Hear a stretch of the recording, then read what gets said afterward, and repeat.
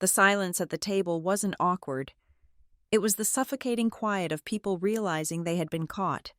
10 seconds earlier, my father had been swirling his $60 Cabernet, smirking at my little office job.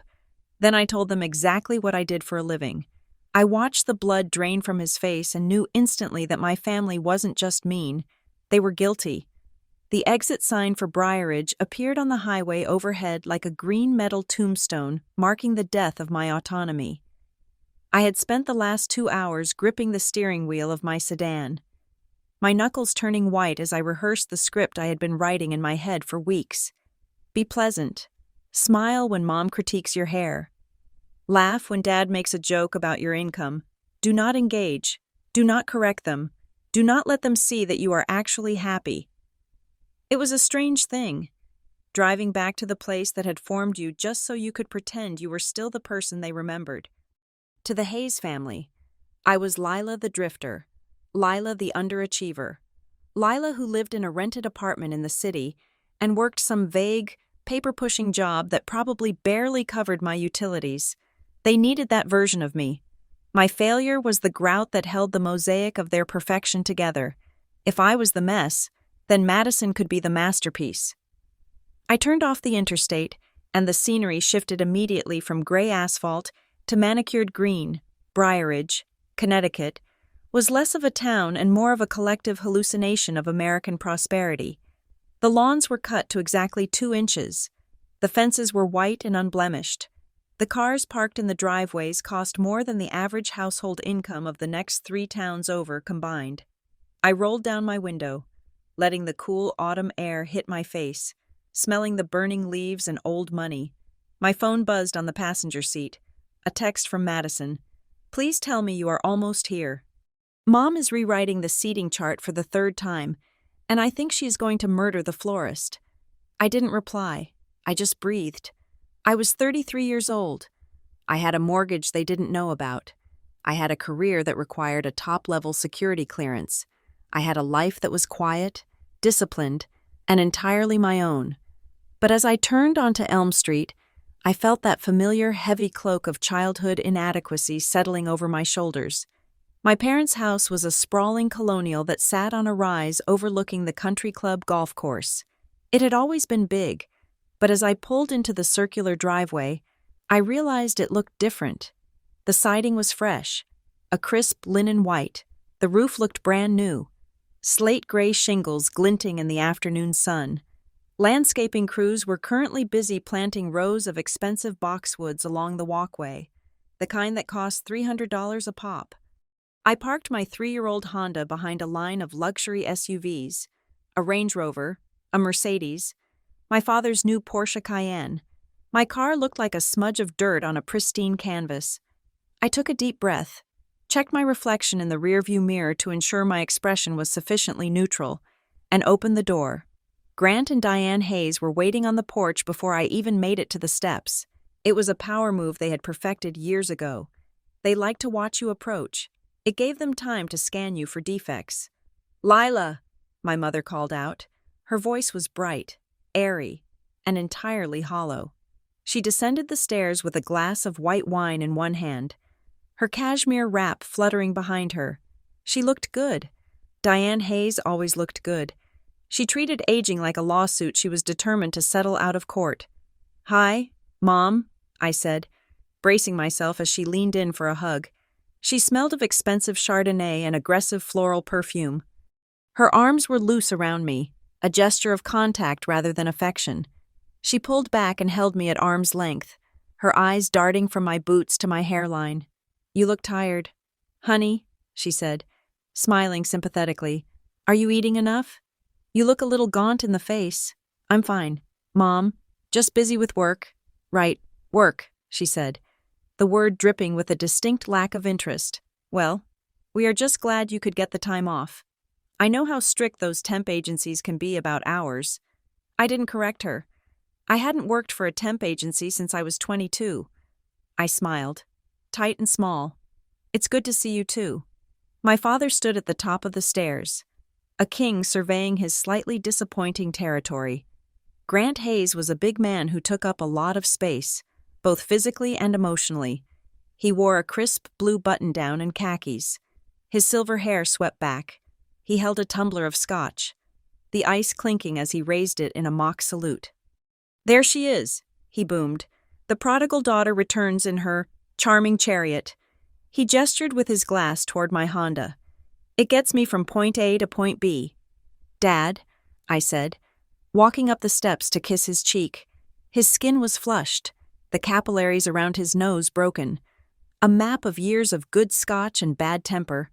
"Hey, nothing wrong with being frugal," he said, clapping a heavy hand on my shoulder. "We can't all be titans of industry. Someone has to keep the lights on in the back office, right?" "Right," I said. "Come on inside," Diane said, ushering us toward the double mahogany doors. "You have to see what we've done with the place. We finally got rid of that dreadful kitchen island."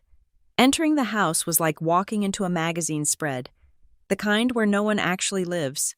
The foyer had been expanded, the floors replaced with Italian marble that echoed under my boots, a massive crystal chandelier, easily $10,000, hung from the second-story ceiling. I followed them into the kitchen, and my internal calculator started clicking involuntarily.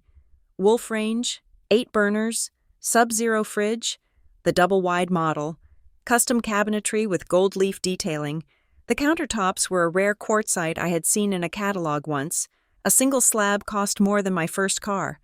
"It's beautiful," I said, and I meant it, though it felt cold. "It was necessary," Diane said, waving a hand dismissively. The old kitchen was just so 90s. We couldn't have Madison's engagement brunch in a ruin. I leaned against the counter, watching them. My father owned a mid-sized construction and real estate development firm. He did well. Certainly, upper middle class. But this was wealth. This was the kind of renovation you did after a liquidity event, a massive sale, or a lottery win. "Business must be good," I said casually. Grant turned to the fridge, his back stiffening slightly. He grabbed a bottle of sparkling water. "The market is booming, Lila. You have to spend money to make money.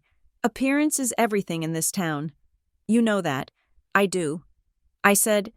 He turned back, his smile a little too wide, his eyes a little too hard. "People lose faith if you don't look like a winner. That's a lesson you might want to learn one of these days. Dress for the job you want, not the cubicle you have." I looked down at my blazer. It was tailored, high-quality wool.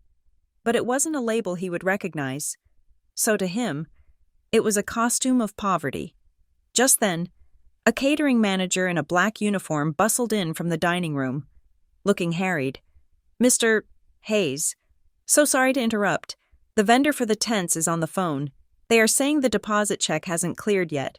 They need a credit card number immediately, or they are not setting up for tomorrow." The silence that fell over the kitchen was sudden and absolute. Grant's face went from flushed to pale in a heartbeat. He set his glass down on the counter with a sharp clack. "That is ridiculous. I wrote that check 3 days ago. They say the bank flagged it." "Sir," the caterer said, looking uncomfortable. Diane laughed. A high, brittle sound. "Clerical errors. Honestly, banks these days are so incompetent. Grant, just give him the Amex." Grant hesitated. It was a micro-expression, lasting less than a second. But I saw it. I saw the flash of calculation, the mental inventory of credit limits and balances. Then the mask slammed back down.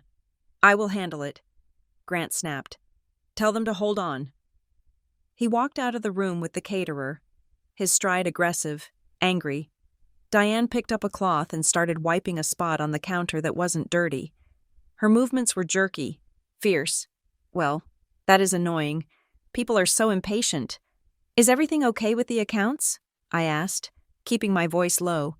Diane spun on me, her eyes flashing. "Of course everything is okay. Why would you even ask that? Just because you pinch pennies doesn't mean we have to. Your father is handling millions of dollars in contracts. Lila, sometimes wires get crossed. Don't be dramatic." I held up my hands in surrender. I wasn't being dramatic. "Mom, just asking. Why don't you go find your sister?" Diane said, turning back to the sink. "She's in the sunroom. She's been asking for you. I left the kitchen." the feeling of unease settling in my gut like a stone. I knew what a contracting business of my father's size should be pulling in.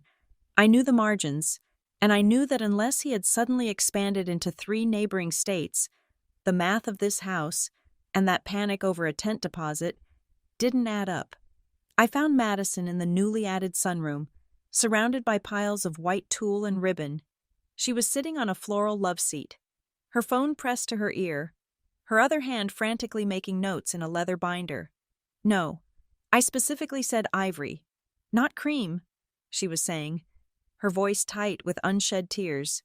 Cream looks yellow next to the tablecloths. Fix it, please, just fix it.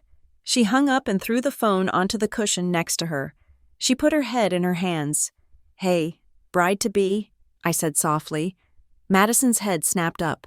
Her face was perfectly made up, her blonde hair blown out in loose waves, but her eyes were terrified. Lila! She launched herself off the couch and hugged me. She was trembling. I could feel the tension vibrating through her frame. She felt thin, too thin. You made it. She breathed into my neck. Thank God. I am drowning here. Mom is driving me crazy. Dad is being dad, and I just need everything to be perfect. I pulled back and looked at her. Madison was 27, the golden child. She had followed the rules. She went to the right college, joined the right sorority, dated the right guys, and now she was marrying Evan Mercer, a man with a solid jawline and a career in banking. She was doing everything right, and she looked miserable. It's going to be fine. Mads, I said. It's just a party. It's not just a party, she whispered, glancing at the doorway to make sure we were alone. It's an audition. Lila. An audition for what? For, I don't know, for everyone. She wrapped her arms around herself. Dad has invited half the town, the mayor, the zoning board, all his investors. He keeps saying this engagement is a statement. I feel like a prop in a business merger. That is just how Dad is, I said, trying to soothe her. He likes to show off. I know, she said, chewing on her lip. But it feels different this time. Desperate. He's been fighting with Mom about money late at night. I hear them, and then the next day he goes out and buys a boat or renovates the guest house. It scares me. Lila, I don't know where the money is coming from. I thought about the caterer in the kitchen, the check that hadn't cleared. Hey, I said, grabbing her shoulders. Look at me. You focus on Evan. Do you love him? Madison's face softened instantly. Yes. He's the only real thing in my life right now. He's wonderful. He actually listens to me. Then that is all that matters, I said. Let Mom and Dad play their games. You just get through the weekend. She nodded, taking a shaky breath. You're right. I'm just glad you're here. Even if I'm the black sheep? I teased. She smiled weakly. You're not a black sheep. You're just mysterious. Mom tells people you're in administrative support. It drives me crazy. I know you work hard. I do. I said, dinner that night was a production. The dining room table was set with china that I suspected was new, flanked by crystal goblets that caught the candlelight. There were 12 of us, my parents, Madison, myself, and a collection of aunts, uncles, and cousins who lived within the Briarage blast radius, and of course, Evan Mercer. Evan was exactly as Madison had described, handsome in a non-threatening way, polite, attentive. He shook my hand with a firm grip and looked me in the eye when we were introduced. Lila, he said, Madison talks about you constantly. It is nice to finally put a face to the legend. I hope the legend is mostly good. I said. He smiled, and there was something intelligent behind his eyes, a sharpness I hadn't expected. Mostly, he said. We sat down to a meal of prime rib and roasted asparagus. The wine flowed freely, bottles of Napa Valley Cabernet that retailed for $80 apiece. My father held court at the head of the table, telling loud, exaggerated stories about his battles with city council and his triumphs in negotiation. The family ate it up. My Aunt Carol, a woman who wore her jewelry like armor, leaned in and laughed at all the right moments. My cousin Carter, A slick 20-something who worked for Dad's company, nodded along like a bobblehead. "So, Lila," Carter said during a lull in the conversation, swirling his wine. "Still living in the city?" "I am," I said, "cutting my meat." "Must be tough," he said, smirking. "I heard rents are up another 10%. I don't know how you manage it on a— what is it you do again? Filing?" The table tittered. It was a soft ripple of amusement. "I manage just fine." "Carter," I said evenly.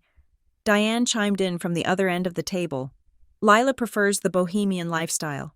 We have tried to get her to move back, maybe take a role at the company, but she is very insistent on her independence. Even if it means struggling a bit, I'm not struggling." "Mom," I said, taking a sip of water. Grant laughed, a booming sound that commanded the room. "There is no shame in it. Lila, we all start at the bottom. I dug ditches when I was 18. You're just taking the scenic route to success." The laughter grew louder. I looked around the table. They were enjoying this. It was a ritual. By lowering me, they elevated themselves. I was the cautionary tale that made their compromises feel like victories. I saw Madison looking down at her plate, her face red. She hated this, but she didn't know how to stop it. Then Evan spoke. His voice was calm, cutting through the noise.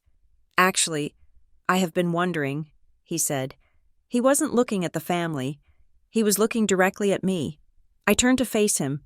He was sitting next to Madison, his hands folded on the table. He looked relaxed, but his gaze was intense. "So what do you do?" "Lila?" he asked. The table went quiet.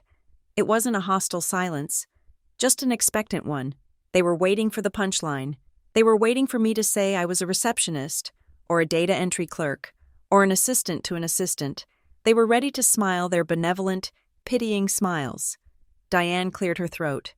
"Oh, Evan, it is just office work. Very boring stuff. I think Lila can answer," Evan said, still holding my gaze. He wasn't smiling anymore. There was a curiosity there, but also a test? I looked at him.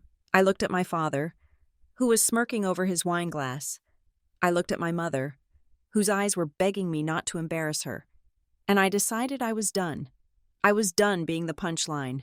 I was done being the screen onto which they projected their insecurities. I had spent 10 years building a reputation as one of the most terrifyingly efficient investigators in my division. I had taken down Ponzi schemes that made my father's business look like a lemonade stand. I put my fork down. I wiped my mouth with the linen napkin and placed it on the table. "I don't do office work," I said.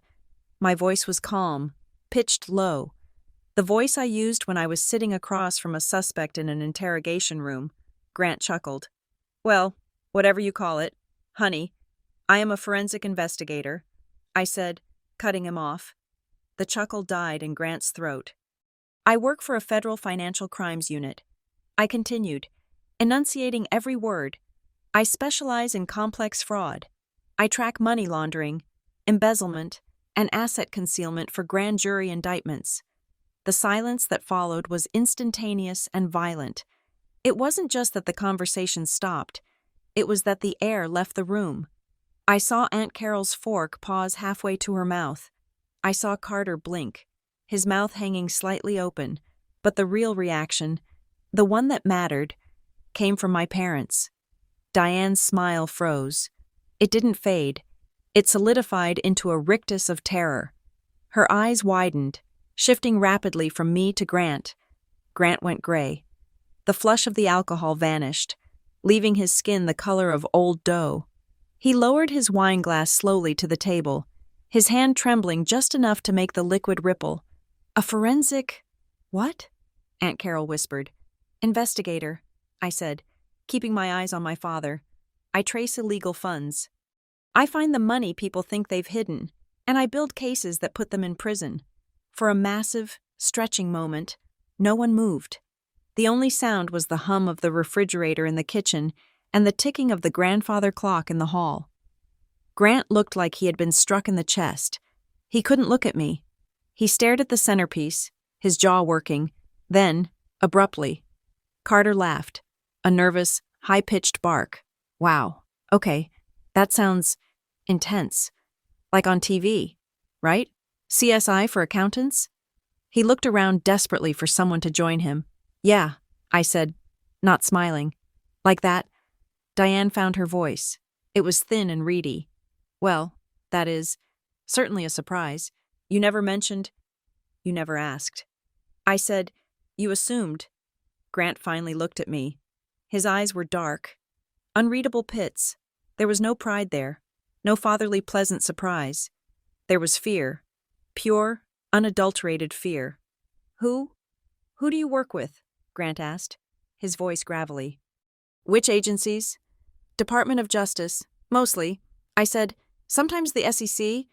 Depends on the scale of the fraud. Grant swallowed hard. I saw his Adam's apple bob. Well, Aunt Carol said, her voice shrill. That is very heavy talk for a celebration dinner.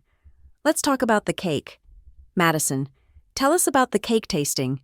The pivot was so clumsy it was almost physical. The family scrambled to follow her lead, desperate to escape the sudden cold front I had brought to the table.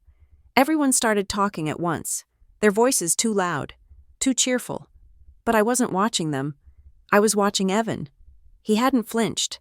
He hadn't looked surprised. He was watching my father. He was watching the way Grant's hand gripped the table. He was watching the sweat that had suddenly appeared on Diane's upper lip. Then Evan looked back at me, and for a split second, he nodded. It was barely perceptible, a micro-gesture of acknowledgement. My stomach turned over. He knew. He hadn't asked that question because he was polite. He hadn't asked because he was curious. He had asked because he wanted to see what would happen. He had thrown a grenade onto the table to see who would dive for cover, and my parents had just hit the floor. As the conversation swirled around us, frantic and forced, I took a sip of my wine. It tasted like vinegar. I looked at my sister, who was smiling brittly at Aunt Carol, oblivious to the fact that the ground beneath her feet was rotten. I had come here to survive the weekend. But as I looked at the terror in my father's eyes and the calculation in Evan's, I realized that survival might not be an option. Something was wrong here, something catastrophic, and I had just announced to the room that I was exactly the kind of person who could figure it out. The laughter was gone, and in the silence that lived underneath the chatter, I could hear the sound of the Hayes family facade beginning to crack. The morning sun that filtered into my childhood bedroom was deceptive. It was pale and buttery, casting long, lazy rectangles across the duvet, promising a Sunday kind of peace that I knew didn't exist in this house. I lay there for a moment, staring at the ceiling, cataloging the changes. The popcorn stucco from the 90s had been smoothed over. The crown molding was new, thick and intricate. Even the air vents looked upgraded. It was a room that had been erased and rewritten, much like the family history my parents were currently trying to sell to the world. I checked my phone. 6:30 in the morning. My internal clock, calibrated by years of dawn raids and early briefing meetings, wouldn't let me sleep in. I swung my legs out of bed, my feet hitting the plush carpet. I needed coffee, and I needed to fortify my mental walls before I faced the Hayes family again. The revelation at dinner last night, that I wasn't a secretary, but a federal hunter of financial predators, had landed like a dud missile.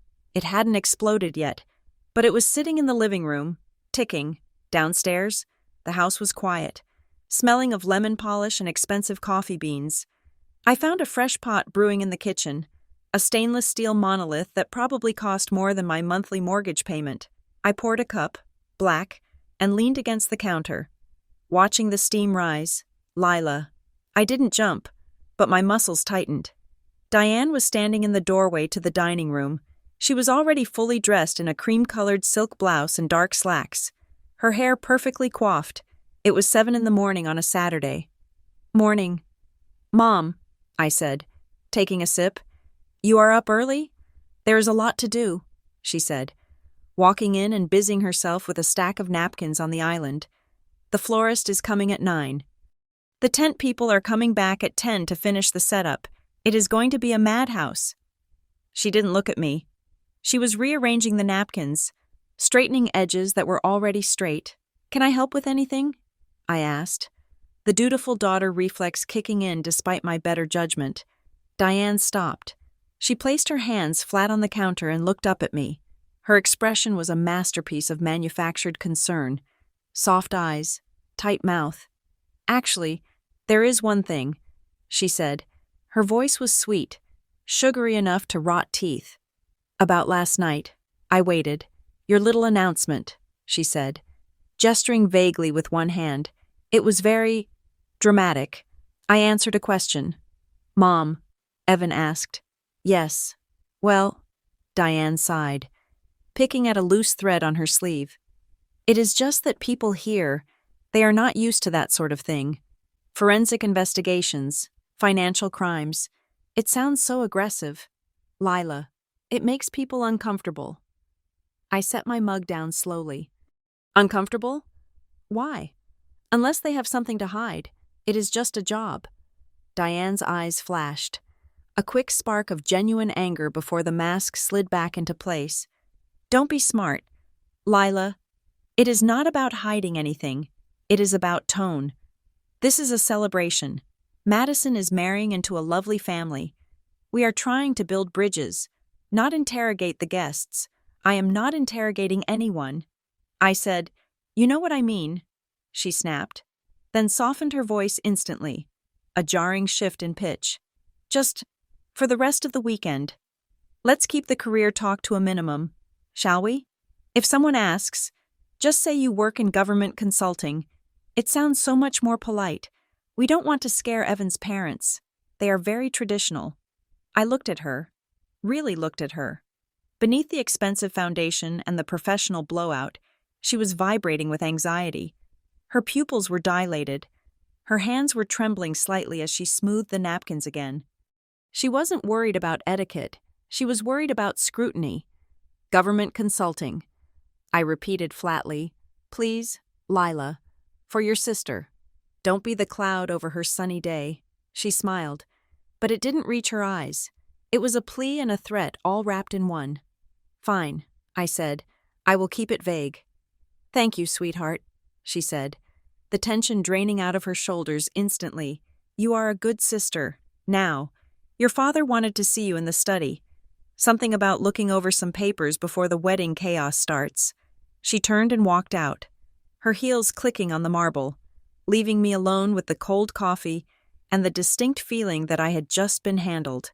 I found Grant in his study, a room that smelled of leather, cedar, and old money. He was sitting behind his massive mahogany desk, surrounded by stacks of files.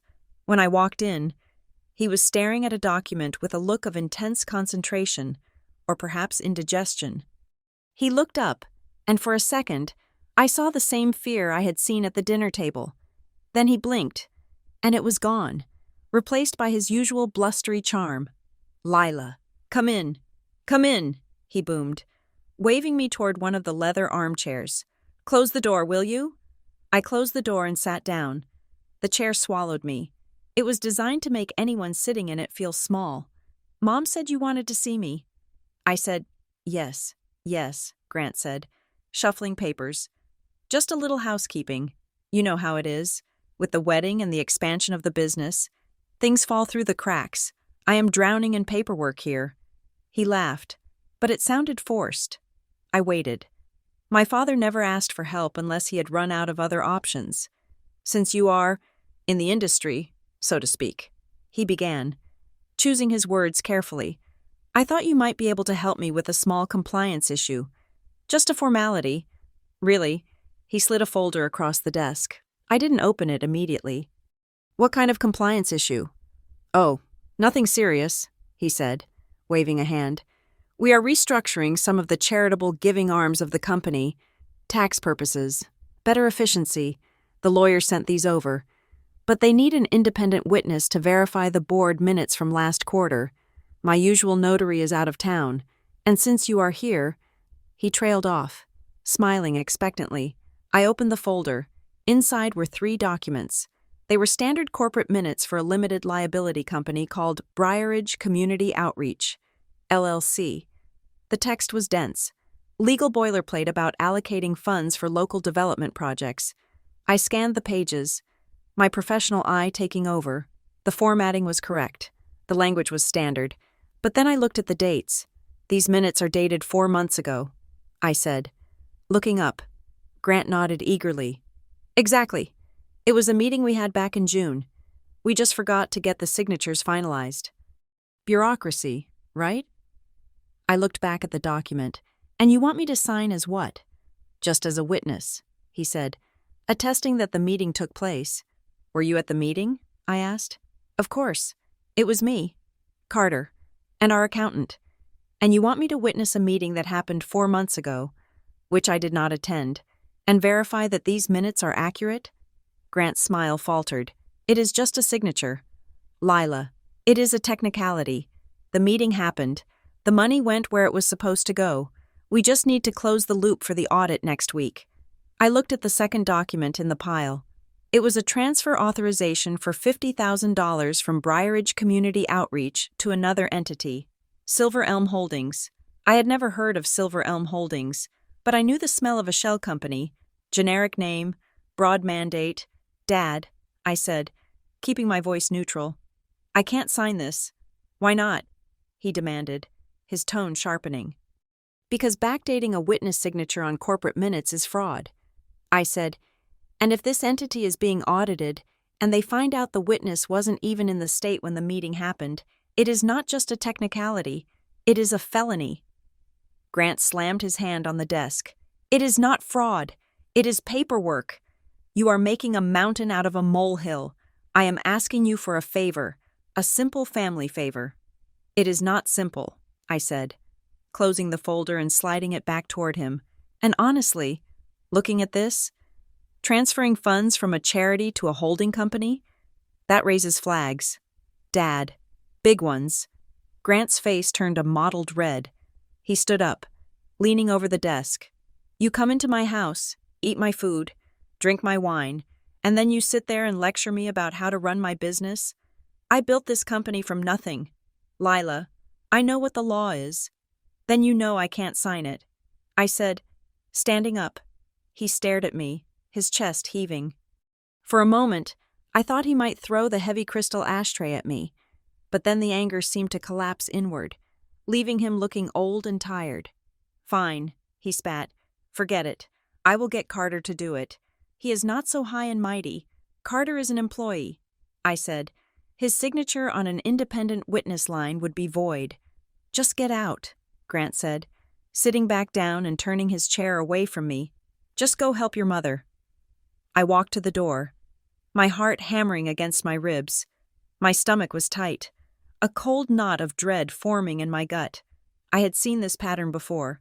The urgency, the anger when challenged, the sloppy attempt to cover tracks. As I reached for the doorknob, I paused.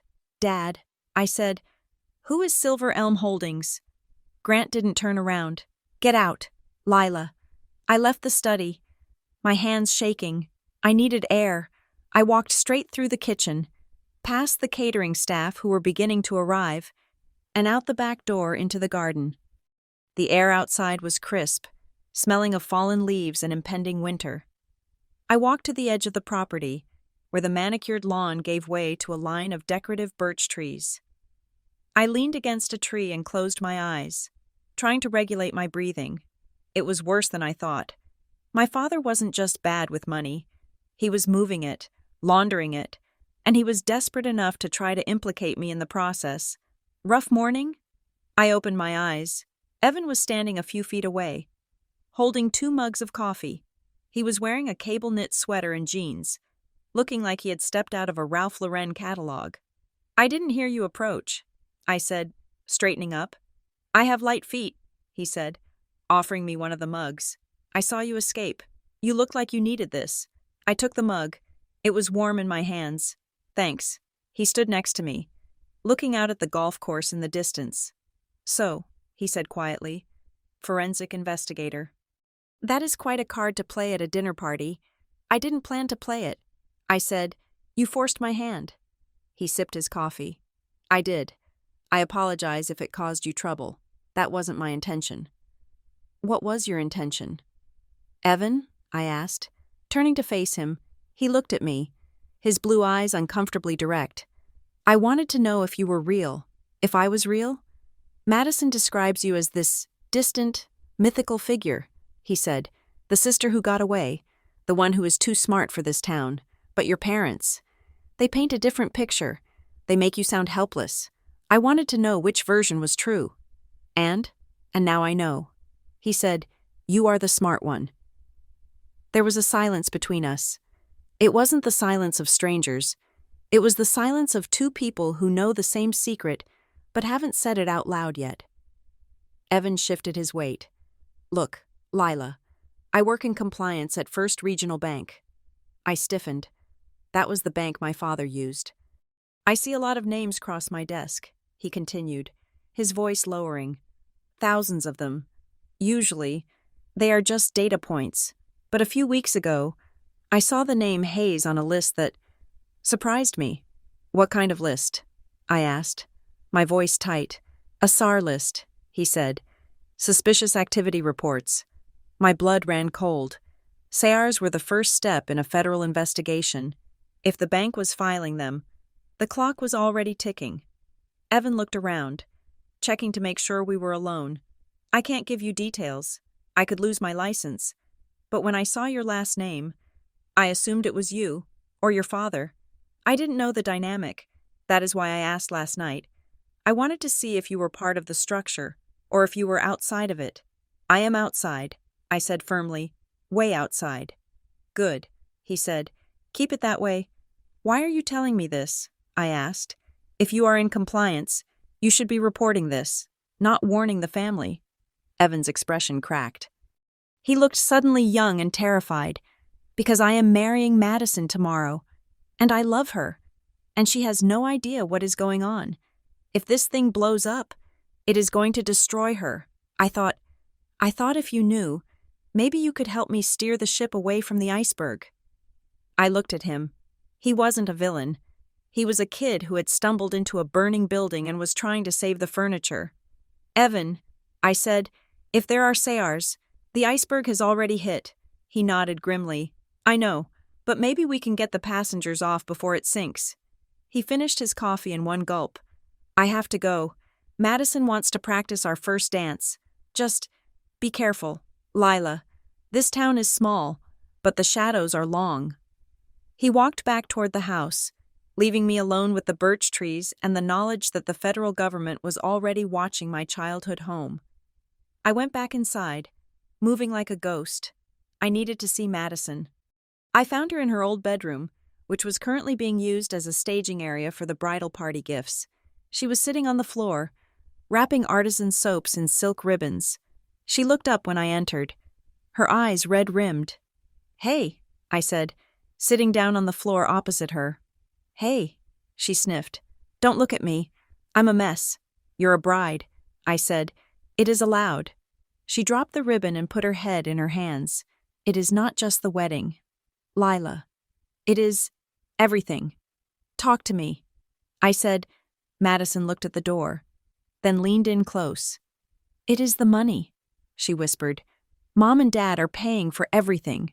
The venue, the dress, the honeymoon. It must be over $100,000. And I don't know where they are getting it," she said, her voice trembling. 2 months ago, Dad was complaining about the electric bill. He was yelling at Mom for buying the expensive brand of coffee. And now he is throwing money around like it is confetti. She picked up a bar of soap and gripped it tight. I asked him about it. I asked him if we could scale back. He got so angry. Lila, he told me to stop being ungrateful. He said the money was secured. Secured how? I asked. "I don't know," she said, "but I found a letter on his desk the other day. It was from a loan servicing company I have never heard of. It looked predatory, high interest, short term." Madison looked at me, her eyes pleading. "I am afraid. Lila, I am afraid that this wedding is going to bankrupt them. I am afraid that I am the reason they are ruining themselves." I reached out and took her hand. It was ice cold. "Listen to me," I said. "You are not responsible for their choices. Dad is a grown man. If he is spending money, that is on him, not you. But what if something happens? She asked. What if they lose the house? We will figure it out, I said, squeezing her hand. I promise. I am here now. I won't let you fall. She nodded, wiping her eyes. I am glad you are here. I really am. Even if Mom is being a witch about your job. I smiled. Mom is just being Mom. After Madison went downstairs to meet Evan, I didn't follow.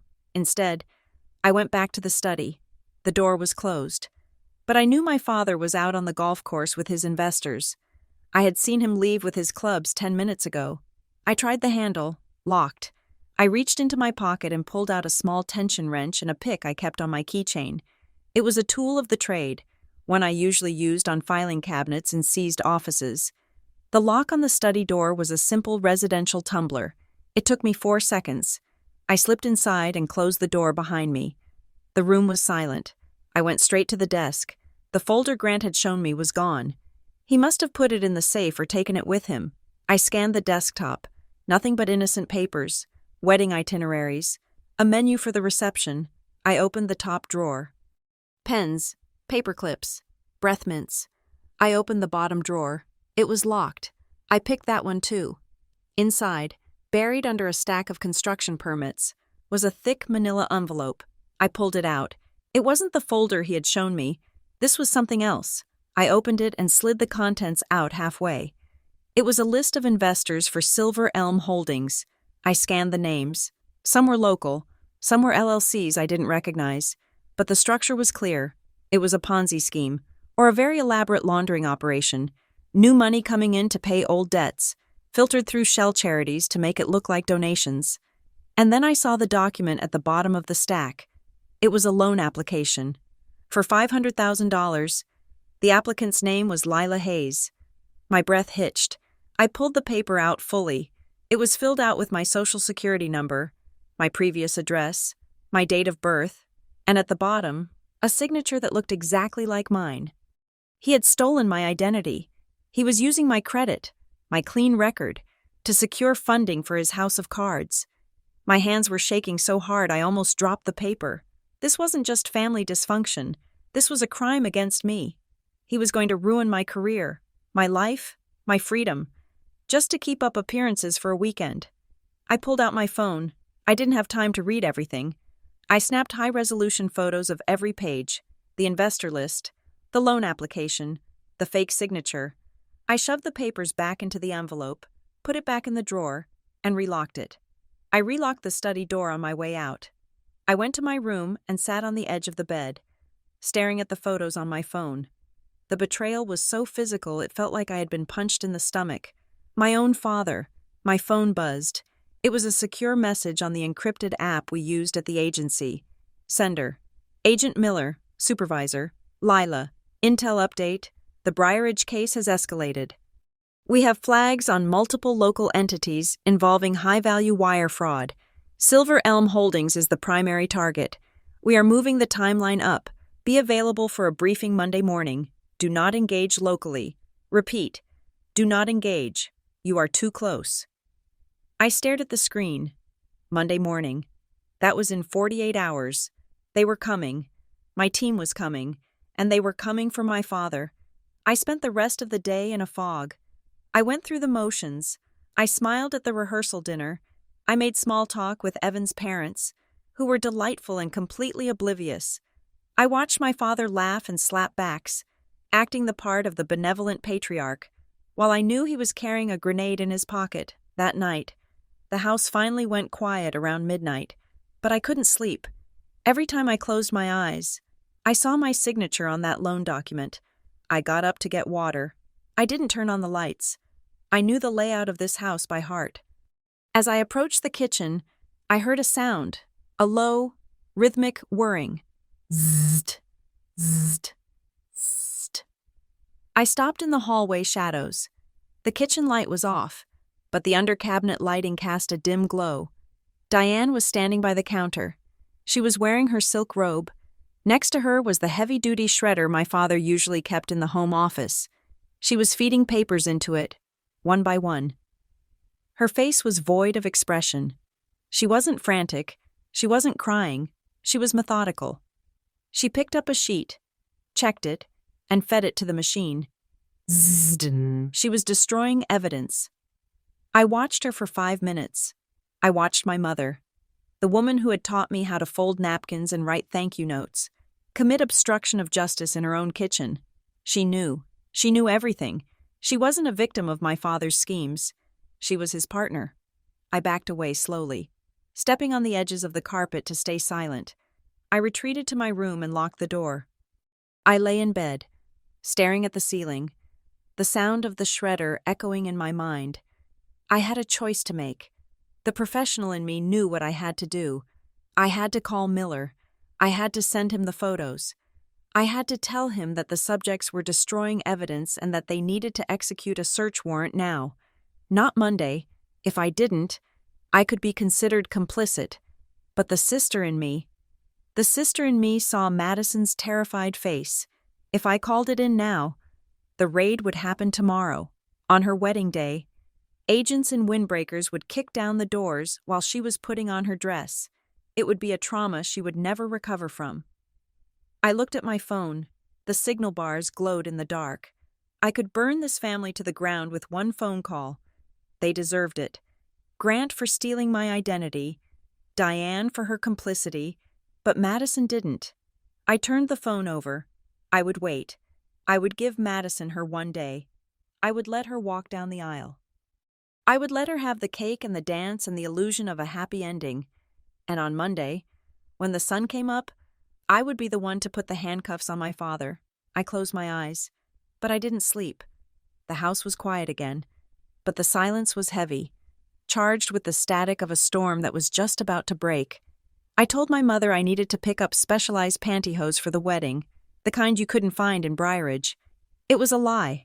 Of course, I just needed to get out of the house before the walls, which were currently being draped in 50 yards of silk chiffon by a team of frantic florists, closed in on me completely. I drove my Honda into the center of town, parking on Main Street. Briarage was aggressively quaint on Saturdays. The sidewalks were bustling with women in yoga pants pushing strollers that cost more than my first apartment, and men in quarter zips carrying coffees. It was a scene of idyllic suburban peace. The perfect camouflage for the rot I knew was spreading underneath the pavement. I met Tessa Ward at a bakery called the Flower Fig. We had gone to high school together, bonding over a shared hatred of gym class and a love for rebellious literature. Now, Tessa was a CPA with her own firm just off the town square. She was one of the few people from my past who didn't look at me like I was a zoo animal that had escaped its enclosure. "Lila," she called out, waving from a corner booth. She looked good, sharp, professional. Her dark hair cut in a severe bob that suited her no-nonsense personality. I slid into the booth opposite her, grateful for the smell of yeast and sugar that masked the lingering scent of dread I had carried out of my parents' house. "You look like you are ready to bolt," Tessa said, eyeing me over her latte. "I am always ready to bolt," I said. "That is my default setting in this zip code." She laughed, but it was a guarded sound. "How is the engagement circus? I saw the tent trucks going up the hill this morning. It looks like your dad is hosting the G7 summit, something like that." I said. I ordered a black coffee when the waitress came by. We made small talk for 10 minutes. Her kids, my lack of them, the changes in town. But I could see Tessa watching me. She was an accountant. She noticed discrepancies, and I was radiating tension. "Tessa," I said, dropping the pretense, "I need to ask you something. Off the record." Her smile faded instantly. She put her cup down. "Okay, you handle the books for a lot of local businesses, right? Construction, development, suppliers?" She nodded slowly. "I do. What is the word on Hayes Development?" Tessa looked around the bakery. It was loud, filled with chatter, but she lowered her voice anyway. "Lila, you know I can't discuss specific client details. Even if they aren't my clients, I am not asking for spreadsheets." I said. "I am asking for the reputation, the street talk. I am asking because my sister is marrying into a situation I don't think she understands, and my father is acting erratic." Tessa sighed. She traced the rim of her cup with a manicured finger. "It is weird. Lila. That is the word. Weird. How so? For a long time. Grant was the golden boy, she said. Big contracts, big spending. But about 18 months ago, things shifted. I have a client, a drywall guy, who did a massive job for one of your dad's commercial specs. He didn't get paid for 90 days. 90 days? I asked. Dad always prided himself on net 30. Exactly, Tessa said. And when he finally got paid, the check didn't come from Hayes Development. It came from some LLC I had never heard of. Briarage Community Outreach or something. My stomach turned over. That was the charity name on the documents Grant had tried to get me to sign. A charity paying a drywall contractor? I asked. Tessa shrugged. Money is fungible, right? But it is sloppy. And then there are the rumors about the financing. People say Grant is pulling rabbits out of hats. He will have a project stalled for months, materials liens getting filed, and then suddenly, boom, a massive injection of cash appears overnight. Miracle financing, no new investors announced, no bank loans filed in the local gazette, just magic money. There is no such thing as magic money, I said grimly. I know that, Tessa said, and you know that. But in this town, as long as the check clears, people don't ask where the rabbit came from. They just applaud the trick. She leaned in closer. Be careful, Lila. There is a feeling in the air. Like when the barometric pressure drops before a tornado. Carter Hale has been running around town trying to smooth things over with vendors, offering cash bonuses for silence on late payments. It feels desperate. Carter, I said, my cousin the fixer. He is learning from the best, she said. Look, just get Madison through the wedding and get her out. If the bubble bursts, the splash zone is going to be wide. I left Tessa with a hug and a promise to catch up properly when I wasn't actively investigating my own lineage. I sat in my car for a moment, watching the shoppers on Main Street. They looked so happy, so secure. I wondered how many of them were living on credit lines extended by men like my father, oblivious to the fact that the ground beneath them was hollow. I pulled out my phone. I didn't want to do this on the bakery's public Wi-Fi. I tethered my laptop to my phone's secure hotspot and opened the public records database I paid a subscription for.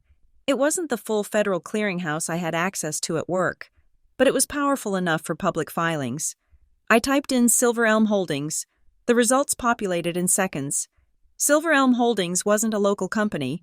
It was a Delaware LLC, registered 3 years ago. The registered agent was a generic corporate service company in Wilmington.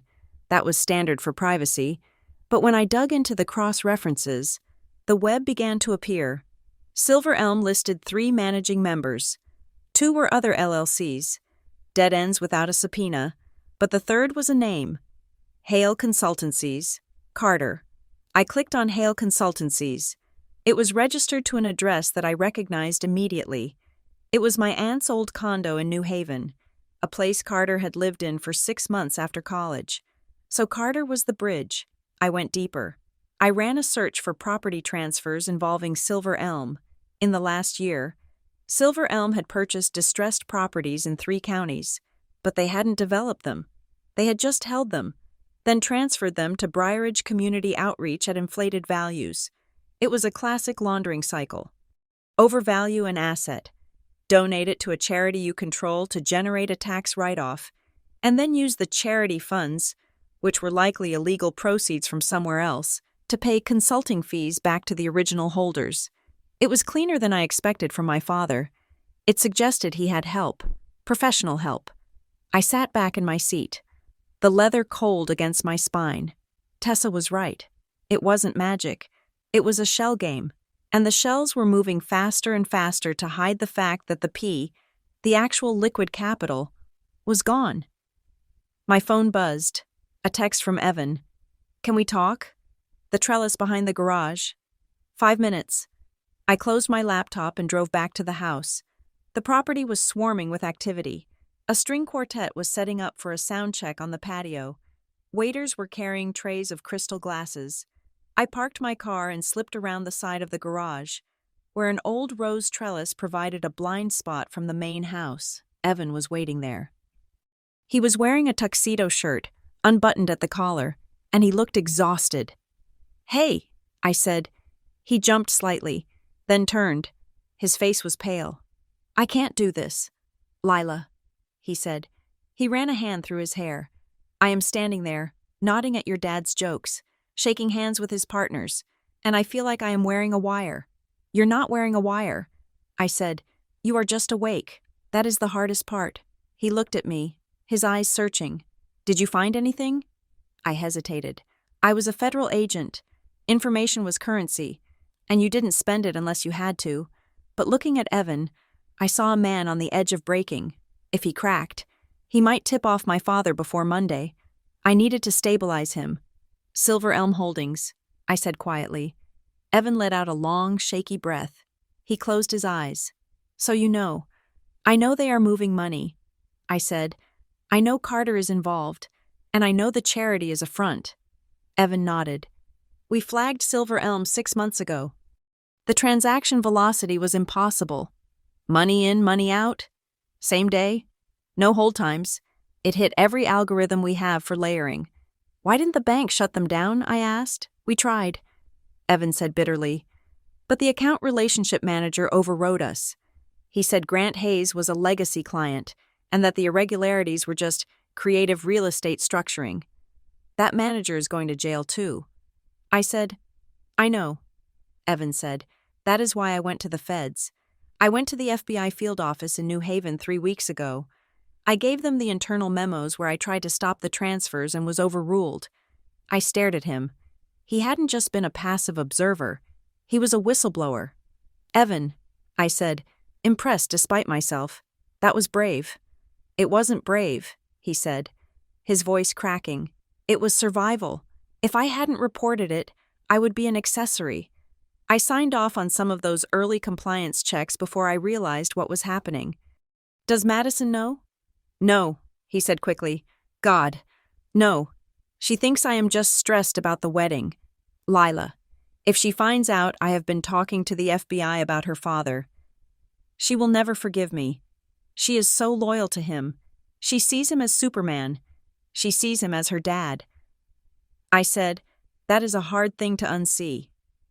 He looked at the house, where the sound of the string quartet tuning up drifted toward us. "I am trying to protect her, Lila. I really am. I figured if I cooperated, maybe I could keep her name out of the filings. Maybe I could prove she was just a bystander." I felt a surge of empathy for him. He was trapped in a classic dilemma: betray the family to save the woman, knowing the woman might hate him for the betrayal. She might not be just a bystander. I said softly. Evan froze. "What do you mean?" "I mean, they use people. Evan, they use anyone who trusts them. I didn't tell him about the loan application with my name on it. I couldn't. That was my burden." "We have to go back," I said. "People will notice. Just hold it together for 24 more hours." "I will try," he said. "But every time Grant slaps me on the back, I want to vomit." I left him by the trellis and went to find my sister. Madison was in the library, a room my parents rarely used except to display leather-bound books they had bought by the yard. She was sitting at the desk, a pen in her hand, staring at a stack of thank you cards. "Hey," I said, leaning against the doorframe. "Hiding?" "Always," she said, offering a weak smile. "Mom is currently screaming at the caterer about the shrimp size. I needed a demilitarized zone." I walked over and sat on the edge of the desk. Mad. I said, "I need to ask you something, and I need you to be honest with me." Her smile faltered. "You're using your investigator voice. I am using my sister voice," I corrected, "but it needs facts." "Okay," she said, putting the pen down. "Has Dad asked you to sign anything recently?" Madison furrowed her brow. "Sign anything? Like what?" "Like documents, business papers, things you didn't read." She laughed nervously. "Lila, Dad is always shoving papers at us. You know that. Sign here, honey. It is just for the trust. Sign here. It is for the insurance." I have been signing things since I was 18. "Recently?" I pressed. "In the last 6 months?" "Yeah, I guess," she said, shrugging. "A few weeks ago." He brought over a stack of stuff. He said it was fiancé paperwork. Fiancé paperwork? I repeated. That is not a thing. Madison, well, that is what he called it, she said defensively. He said that because I am getting married, my assets are changing, and he needed to transfer some of my trust holdings into a new entity to protect them from, I don't know, estate taxes? He said it was standard. Did you read it? No, she said quietly. He was in a rush.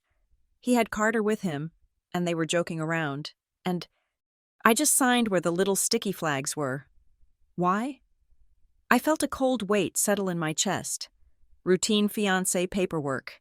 He had likely transferred ownership of the toxic assets, the shell companies, the bad debt, into Madison's name, or used her signature to authorize the illegal wire transfers Evan had seen. Why, Lila? Madison asked, her voice rising in pitch. You are scaring me. I stood up and walked to the window, looking out at the tent where hundreds of people would be celebrating tomorrow. I just want to make sure you are protected, I said, turning back to her. Dad's business is complicated right now. He is doing fine, Madison insisted, though she sounded like she was trying to convince herself. He is a genius at this stuff. He always figures it out. Sometimes figuring it out means moving the risk to someone else, I said. Madison stood up. Stop it. Stop trying to make him the villain. He loves us. He is paying for this entire weekend. He bought us a house. Lila. A house. He put the down payment on the Colonial on Ridge Road for me and Evan as a wedding gift. My blood ran cold.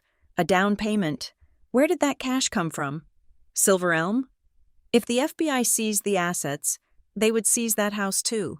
Madison would be homeless and possibly indicted. I am not trying to make him a villain. I lied. I just want you to be careful. Well, I trust him, she said, grabbing her stack of cards, and I wish you would stop acting like you are the only person in this family with a brain. She stormed out of the library, leaving me alone with the silence and the certainty that my father had turned his favorite daughter into a human shield. The brunch that afternoon was a masterclass in denial. It was held on the patio, under the shade of the newly planted boxwoods. The table was laden with quiches, smoked salmon, and mimosas. Grant sat at the head, wearing a linen suit that cost more than my car. He was in rare form. He told stories about his college days, about the early days of the business, about how he had wrestled the zoning board into submission for his first mall project, and everyone laughed. That was what struck me the most. The laughter. It wasn't genuine. It was a social tax. I watched Aunt Carol. She laughed a beat too late, her eyes scanning Grant's face to see if she had performed correctly. I watched Carter. He laughed too loud, a braying sound that covered up the fact that his hands were shaking as he held his fork. I watched Diane. She smiled, but her neck was corded with tension. She was watching the driveway, as if she expected a police cruiser to roll up at any moment.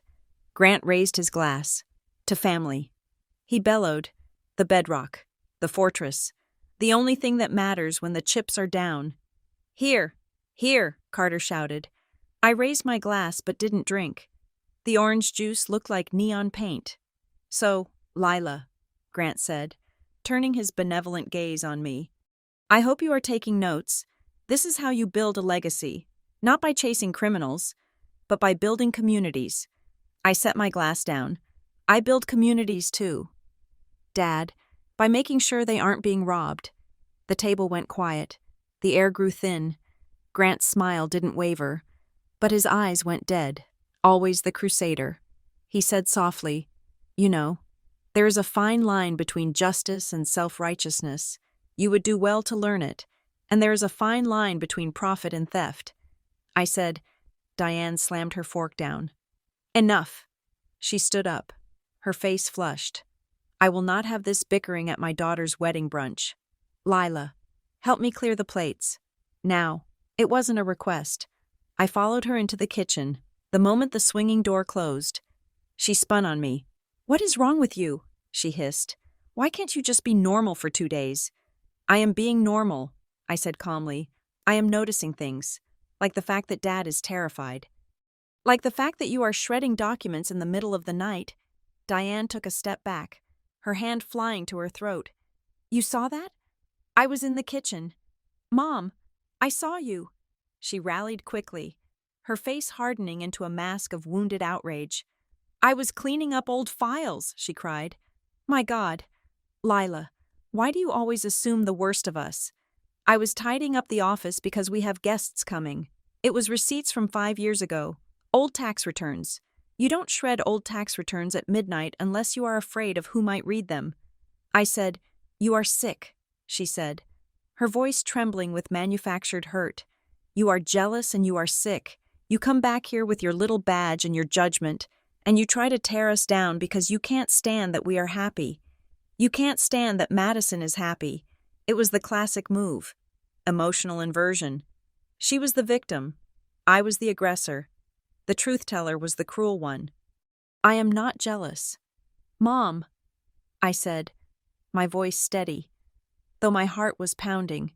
I am worried. I know about Briarridge Community Outreach. I know about Silver Elm. Diane went still. The color drained from her face, leaving her looking like a wax statue. You don't know anything, she whispered. I know enough to tell you that you need a lawyer. I said, a real one, not one of Dad's golf buddies. Diane stared at me for a long moment. Then she laughed, a dry, humorless sound. You think you are so smart, she said. You think you can just blow this up?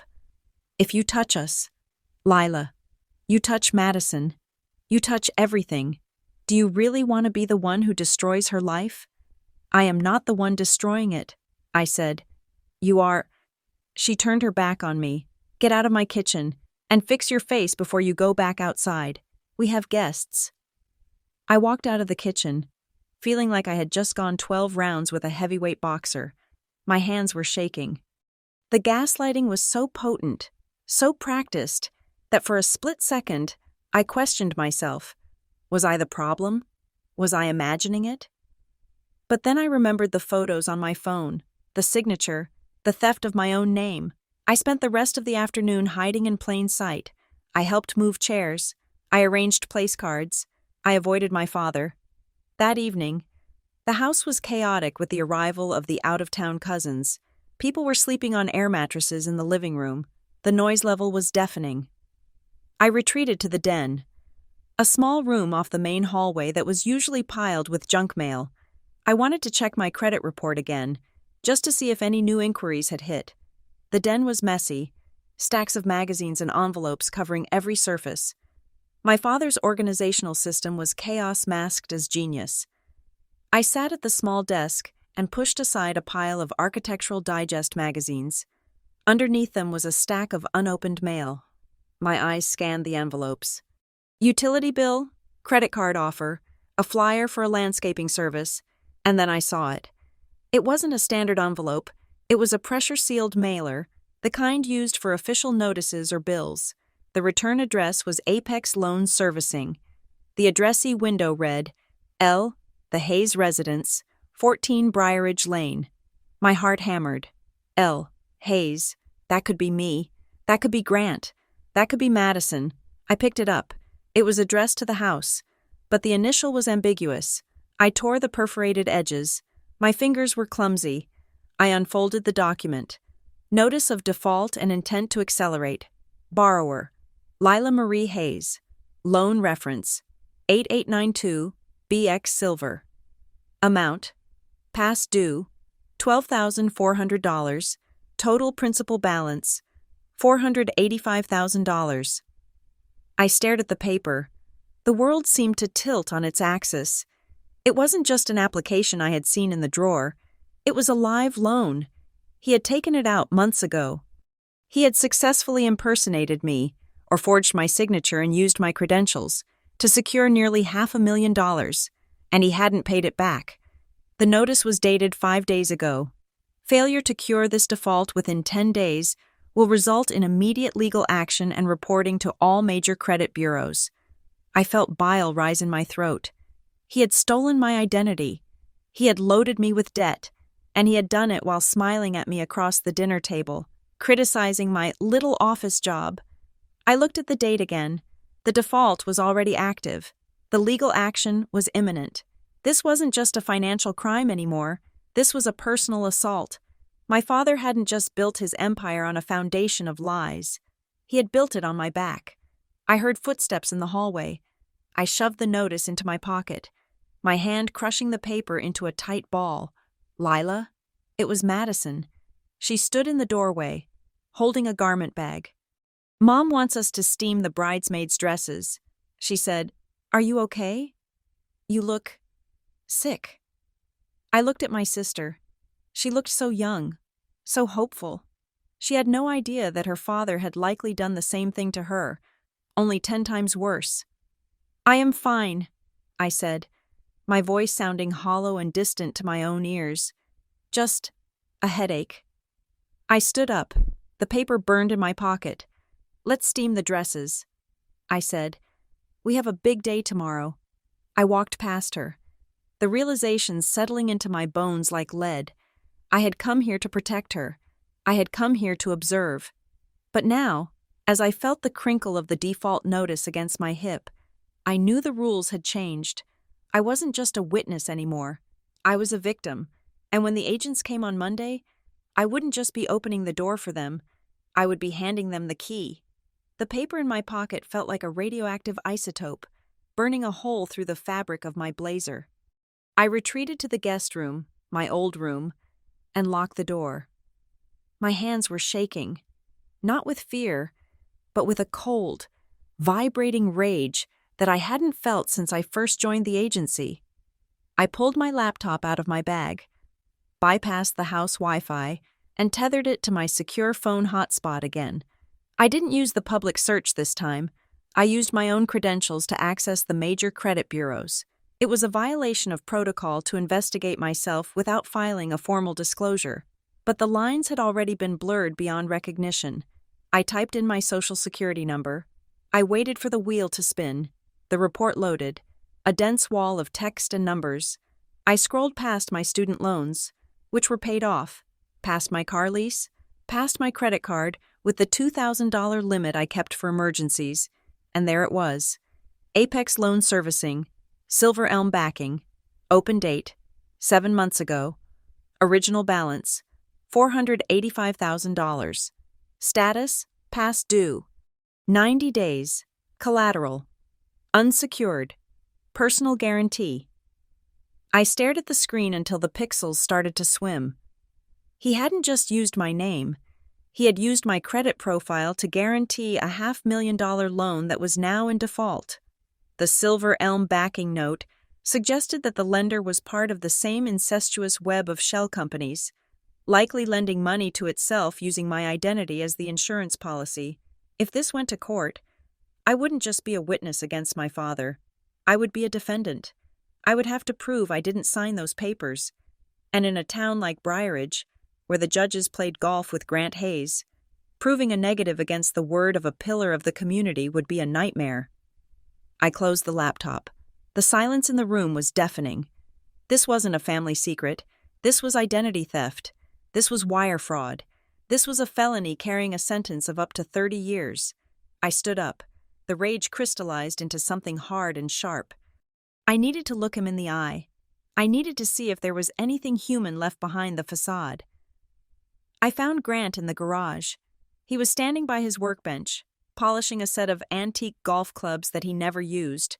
The garage was his sanctuary, a place of order where tools hung on pegboards in descending size. He looked up as I entered. He smiled, that reflexive, politician smile. "Hey, kiddo," he said, "just getting away from the madness? Your mother is on a warpath about the napkins." I didn't smile back. I walked until I was 3 feet away from him. "I know about the Apex loan." "Dad." Grant's hand paused on the 9-iron. He didn't look up immediately. He carefully placed the polishing cloth on the bench. "I don't know what you're talking about," he said, his voice easy, dismissive. I pulled the crumpled notice from my pocket and smoothed it out on the workbench, right next to his gleaming clubs. $485,000, I said, my voice steady. "Taken out 7 months ago, in my name, with my social security number, and currently in default." Grant looked at the paper. He didn't touch it. He just stared at it for a long moment, his face unreadable. "You have been snooping." "Lila," he said, "that is very unbecoming. I am not snooping." I said, "I am reading my mail. You stole my identity. Dad, you forged my signature. Do you have any idea what you have done? You have implicated a federal agent in a fraud scheme." Grant finally looked at me. The warmth was gone. The blustery, lovable dad mask had vanished. In its place was a cold, flat stare that I had never seen before. It was the look of a man who had been cornered 1,000 times and had always chewed his way out. "It is a bridge loan," he said, his voice devoid of emotion. "It is temporary. It will be paid off next week when the development funding clears. It is in default," I snapped, "and it is illegal. You can't just borrow $500,000 in someone else's name because you are short on cash."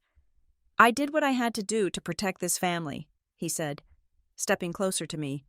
He was a big man, and he used his size to intimidate. "I used an asset. You are an asset, Lila. Your credit is perfect. You weren't using it. I am a person," I shouted, my control slipping. "I am your daughter. Lower your voice," he hissed. He leaned down, his face inches from mine. His breath smelled of mints and rot.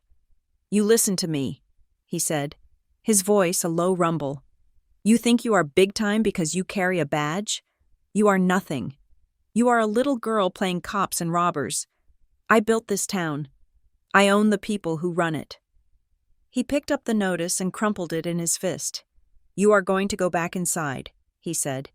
"You are going to put on a smile, and you are going to watch your sister get married. And if you say one word about this to anyone, to Evan, to your mother, to your little agency friends, I will ruin you. I will make it look like you were the mastermind. I will show them transfers into accounts I opened in your name. I will bury you so deep you will never dig yourself out." I stared at him, stunned by the absolute malice in his eyes. He wasn't sorry. He had planned this. He had a contingency plan to frame me if things went south. "Don't start things you can't finish. Lila," he said softly. "Now get out of my garage." I backed away. My legs felt heavy, like I was moving through water. I had interrogated cartel money men who had more honor than the man standing in front of me. I turned and walked out, my heart hammering against my ribs. I ran into Madison in the mudroom connecting the garage to the kitchen. She was holding a basket of hydrangeas, her face flushed. "Lila?" she said, seeing my face. "What is wrong? Were you fighting with Dad?" I heard shouting. I looked at her. I wanted to shake her. I wanted to scream the truth into her face. "He is a criminal. Madison," I said, my voice shaking. "He stole my identity. He took out a loan in my name." Madison's face hardened instantly. She dropped the basket on the bench. "Stop it," she screamed. "Just stop it. He threatened me." I said, "He said he would frame me." "You are lying," she yelled, tears springing to her eyes. "You are just jealous because he is paying attention to me. You can't stand that I am the one getting the big wedding. You have always been like this, always trying to find the flaw, always trying to ruin everything because you are miserable. I am trying to save you," I pleaded. "I don't want to be saved by you," she cried. "I want you to leave us alone. Dad is stressed. He is doing everything for us. And you are just toxic." She grabbed the basket and stormed into the kitchen, slamming the door behind her. I stood there in the mudroom, the smell of damp earth and expensive flowers filling my nose. She didn't believe me. Or rather, she couldn't believe me. If she believed me, the ground she was standing on would dissolve. She was defending her ignorance because her ignorance was the only thing holding her life together. I needed air. I walked out the side door and headed toward the tree line. I found Evan smoking a cigarette behind the pool house. I didn't know he smoked.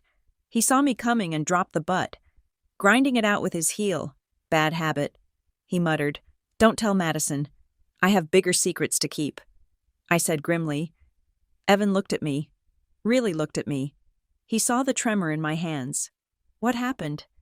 "I know about the loans," I said, "not just the corporate ones, the personal ones. He used my name. Evan closed his eyes and let out a long sigh. I was afraid of that. I saw a credit pull on a generic Hayes inquiry last month. I prayed it wasn't you. Evan, I said, grabbing his arm, you work at the bank.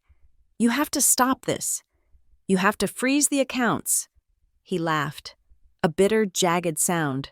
Freeze them? Lila, who do you think approved the overrides? What? My boss, Evan said. The regional VP. He is at the golf course with your dad right now. They have been friends for 20 years. When I brought the SARs to him, he told me to shred them. He told me that if I wanted a future in this town, I would learn to look the other way. I stared at him. The corruption wasn't just in the house, it was in the soil. He told me to leave it alone, Evan said, his voice trembling.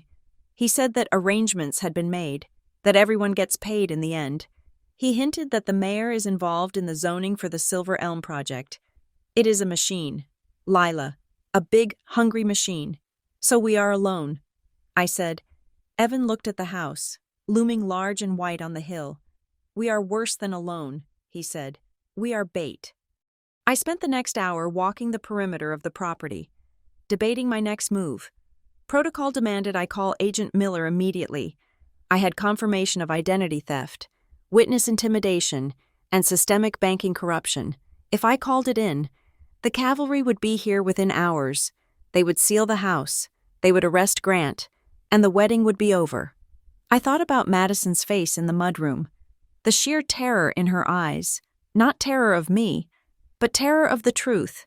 If I blew this up today, the day before her wedding, she would never forgive me. She would spend the rest of her life believing that I caused the ruin, not Grant. She would become a martyr to the myth of the victimized family. But if I waited until Monday, the wedding would happen. She would be married, but she would also be legally bound to Evan. And if Evan was implicated, no, Evan was a whistleblower. He was safe. Mostly. I decided on a middle path. I would not call Miller yet.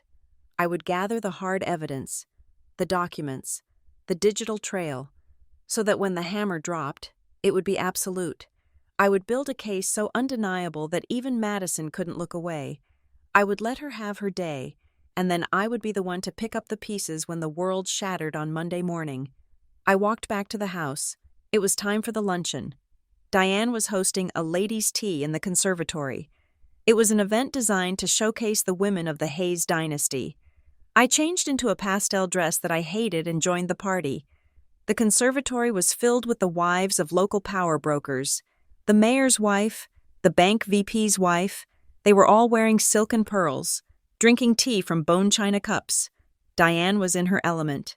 She moved through the room like a shark in chiffon. She touched arms, laughed at jokes, and dispensed compliments like currency.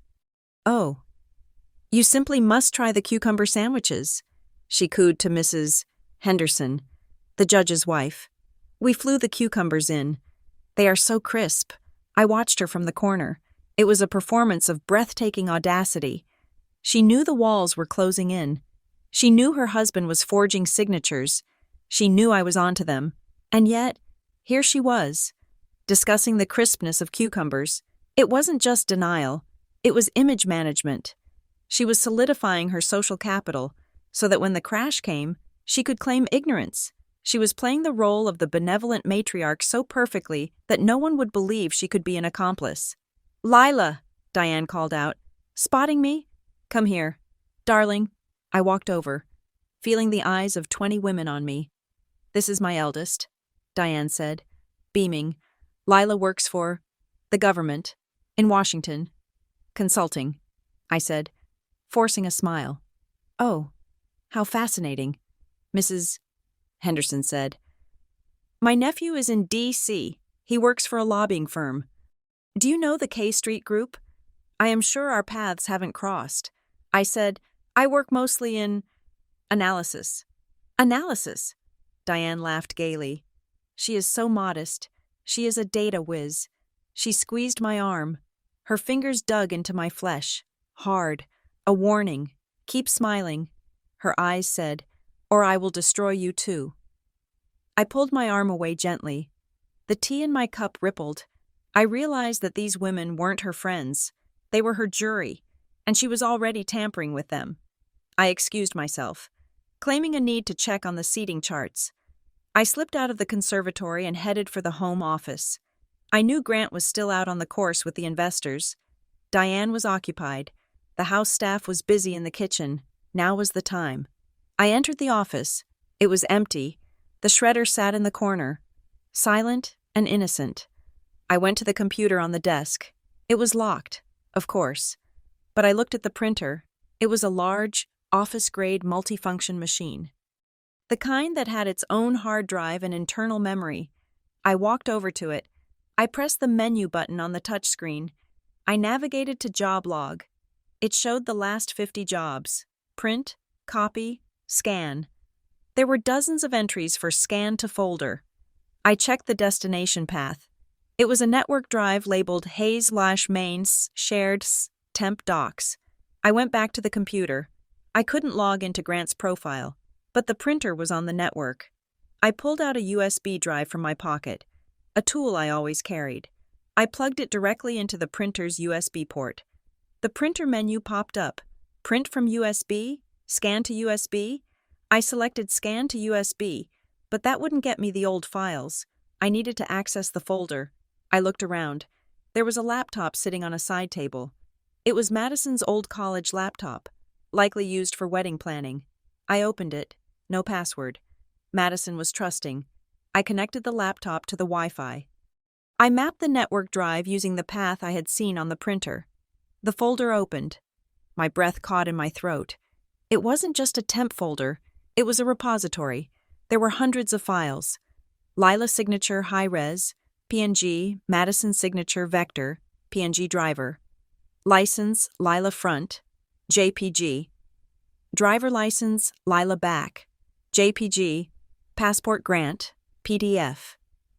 I opened the file named Lila signature high-res, PNG. It was a perfect high-resolution scan of my signature. It had been lifted from a birthday card I had sent them 2 years ago. I could tell by the loop of the L. I had used a specific felt-tip pen that year. He had scanned it, vectorized it, and saved it to paste onto any document he wanted. I clicked on another folder. Executed docs. I saw the loan application. I saw the transfer authorizations.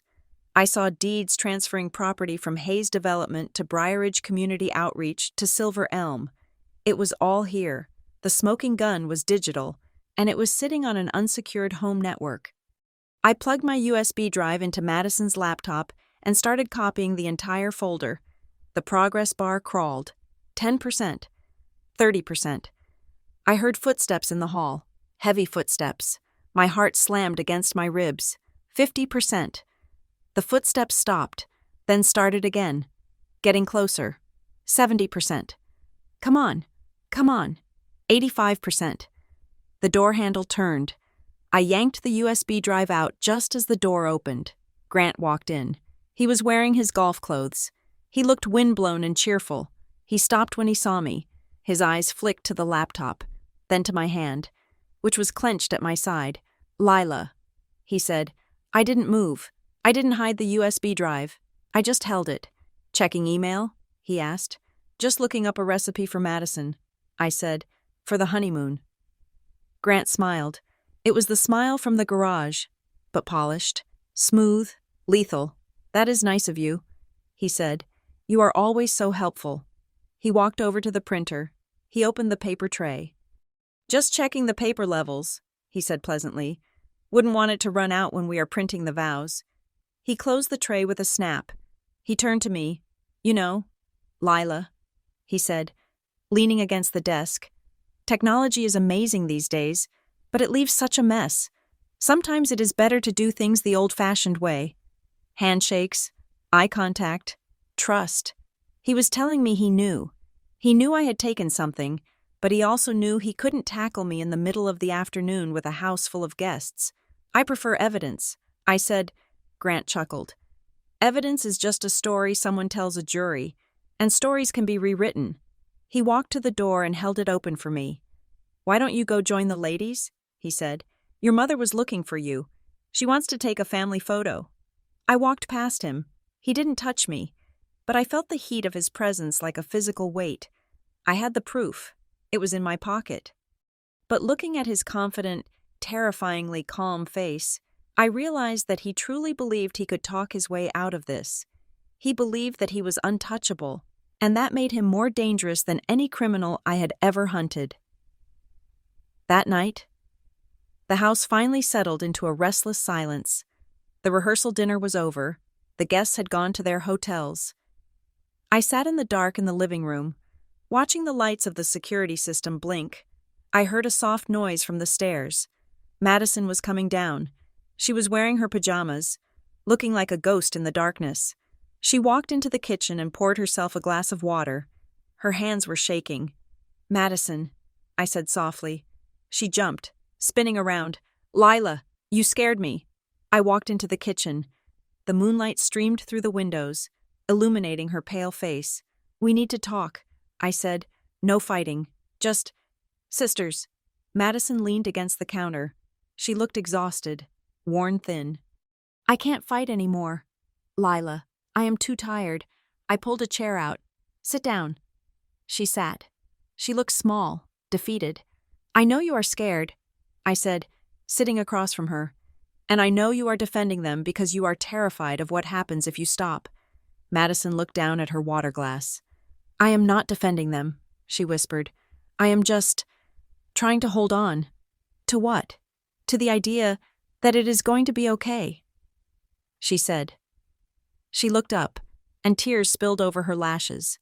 "Lila," she said, her voice trembling, "I found a credit card bill last month, in my name, for $10,000.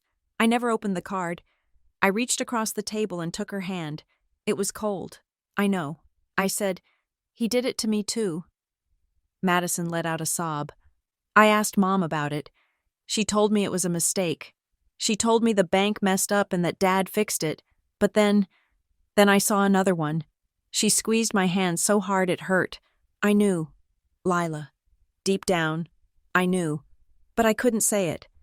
If I said it, then the wedding is a lie. The house is a lie. Everything is a lie. And I wanted to be happy. Is that so wrong?" "It is not wrong to want to be happy," I said fiercely. "But this isn't happiness. Mads, this is a hostage situation." She put her head on the table and wept. Quiet, heartbreaking sobs that shook her shoulders. I stroked her hair, just like I used to when we were kids, and she scraped her knee. "Listen to me," I said. "We are going to get through tomorrow. You are going to get married. Evan loves you. He really loves you. He knows." "Doesn't he?" Madison asked, lifting her head. "He suspects," I said carefully. "But he is on your side. He is trying to protect you." Madison wiped her face. "What happens after tomorrow?" I took a deep breath. "I'm going to fix it, but it is going to be hard, and things are going to change." She nodded slowly. She didn't ask how. She didn't ask what fixing it meant. I think, in that moment, she finally accepted that the fairy tale was over. "Go to bed," I said. "Try to sleep." She stood up. She looked older than she had this morning. The innocence was gone, replaced by a fragile, bruised resolve. "Lila?" she said at the door. "Yeah? Thank you for coming back." She disappeared up the stairs. I sat in the dark kitchen for a long time. I fingered the USB drive in my pocket. I had the evidence. I had the confession. I had the victims. Monday was coming. The storm was coming. But for now, the house was quiet. A deceptive, fragile peace held together by silence and fear. I would let them have their one last day in the sun. And then I would bring the rain. The Sunday morning before a wedding is supposed to be a time of frantic joy, a blur of mimosas and last-minute steaming of veils. But in the Hayes household, the air was thick with a static charge that made the hair on my arms stand up. The house was full of people, hairdressers, florists, cousins I hadn't seen in a decade. But underneath the noise, there was a silence that felt like a held breath. I found Evan in the library.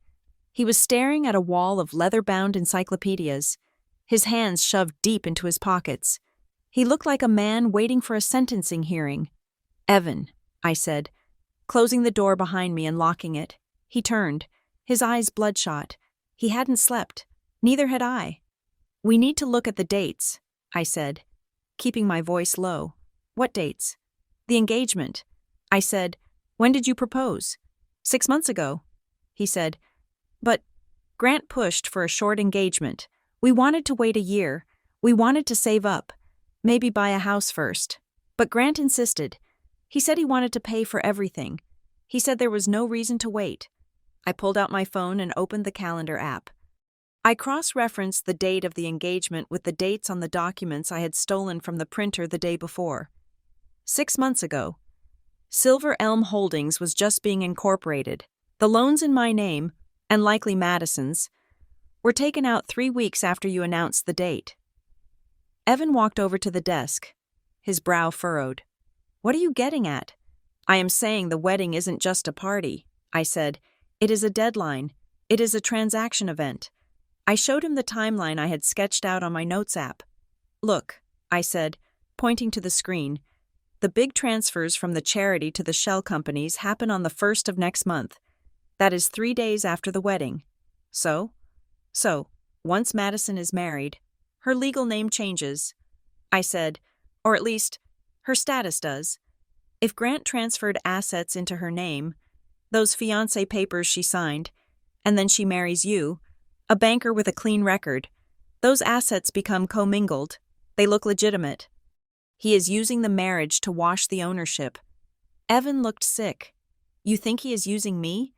Using my reputation?" "I think he is using everything he can get his hands on." I said, "And there is another thing. The wedding costs. What about them? $100,000, maybe more." I said, "Paid to vendors, caterers, florists, tent rentals." Evan nodded. "Yeah, it is lavish. I did a search on the catering company this morning." I said, "Gourmet Events, LLC. Do you know who owns it?" "No. It is registered to the same strip mall address as Briarage Community Outreach." I said. Evan let out a sharp breath. "He is paying himself." I said, "He is taking dirty money, filtering it through the wedding budget as expenses, paying a vendor he controls, and the money comes out clean on the other side as business revenue. The wedding is a laundering machine." Evan sank into the leather chair, putting his head in his hands. "God," he whispered, "I knew it was bad. I didn't know it was this calculated." "It explains the rush." I said, "He needs the invoices to clear before the fiscal quarter ends. He needs Madison married and the money moved before the bank audits hit." We sat there for a moment, the weight of the betrayal settling over us. It was one thing to be a crook. It was another to turn your daughter's happiest day into a federal crime scene. "I have to talk to Madison." I said, "Lila." "Wait," Evan said, looking up. If you tell her the wedding is a sham, it will kill her. It is not a sham because of you." I said, "You love her. That is real. The rest of it? That is the lie. And she needs to know before she walks down that aisle." I left the library and went hunting for my sister. I found her in the bridal suite, a converted guest room on the 3rd floor. She was standing on a pedestal, wearing her wedding dress. The seamstress was on her knees, pinning the hem. Madison looked like a princess in a fairy tale. The dress was lace and silk, breathtakingly beautiful, but her face was pale, her eyes darting around the room like a trapped animal. "Can you give us a minute?" I asked the seamstress. Madison looked at me in the mirror. "Not now. Lila, please, I can't handle a lecture right now." "No lecture," I said. "I just need to ask you something." The seamstress, sensing the tension, stood up. "I will go grab some more pins," she murmured. Slipping out of the room, I walked over to the pedestal. Madison looked down at me, her hands gripping the tulle skirt. "Did Dad choose the venue?" I asked. Madison blinked. "What?" "The venue," I said. "The catering, the flowers. Did you pick them? Or did he?" He wanted to help," she stammered. "He said he had connections. He said he could get us deals. Did you ever see a contract?" I asked. Did you ever sign a check? No, she said, her voice small. He insisted on handling the bills. He said it was his gift to us. He didn't want me to worry about money. Madison, think, I urged. Did you meet the caterer? Did you do a tasting? We did a tasting, she said defensively. But it wasn't at a restaurant. It was at the country club. Dad brought the food in. He said the caterer didn't have a showroom yet. I nodded slowly. Because the caterer doesn't exist. I thought, why are you asking me this? Madison cried, stepping down from the pedestal, the silk rustling around her. Why are you trying to ruin it? I am not trying to ruin it, I said. I am trying to tell you that Dad isn't paying for this wedding. He is using this wedding. Stop it, she screamed, covering her ears. Just stop it. I don't want to hear it. She looked so fragile, so desperate to believe in the illusion, that I couldn't push her further. Not yet. I walked to the door. Just, don't sign anything else. Mads, please, not today. I walked out, leaving her standing in the center of the room, a bride dressed in white, surrounded by invisible ghosts. My phone buzzed in my pocket. It was a text from Tessa Ward. Need to see you, now, side entrance. I hurried down the back stairs and out to the service entrance near the garage. Tessa was standing by her car, looking over her shoulder. She wasn't wearing her usual confident accountant expression. She looked terrified. I can't stay long, she said as I approached. If Carter sees me talking to you, he will know. Know what? I asked. I went back through my old files, she said, speaking fast. After we talked, I couldn't sleep. I remembered something from 2 years ago. What? I was doing some contract work for a local nonprofit, small stuff. But Grant was on the board. He asked me to finalize the end-of-year numbers for a charity he was setting up, a precursor to Briarage Community Outreach. And? I refused. Tessa said, the receipts. They didn't match the donor records. There were donations coming in from anonymous sources that were structured in exactly $9,000 increments, just under the reporting limit. And the expenses? They were for consulting services paid to companies that didn't have websites. She looked around again, clutching her car keys. I told him I couldn't sign off on it, she whispered. I told him it looked like structuring. Do you know what he did? He fired you? No, she said. He smiled. He told me I was overthinking it. And then the next day, my car tires were slashed. My blood ran cold. I never proved it was him, Tessa said, but the message was clear. I dropped the account.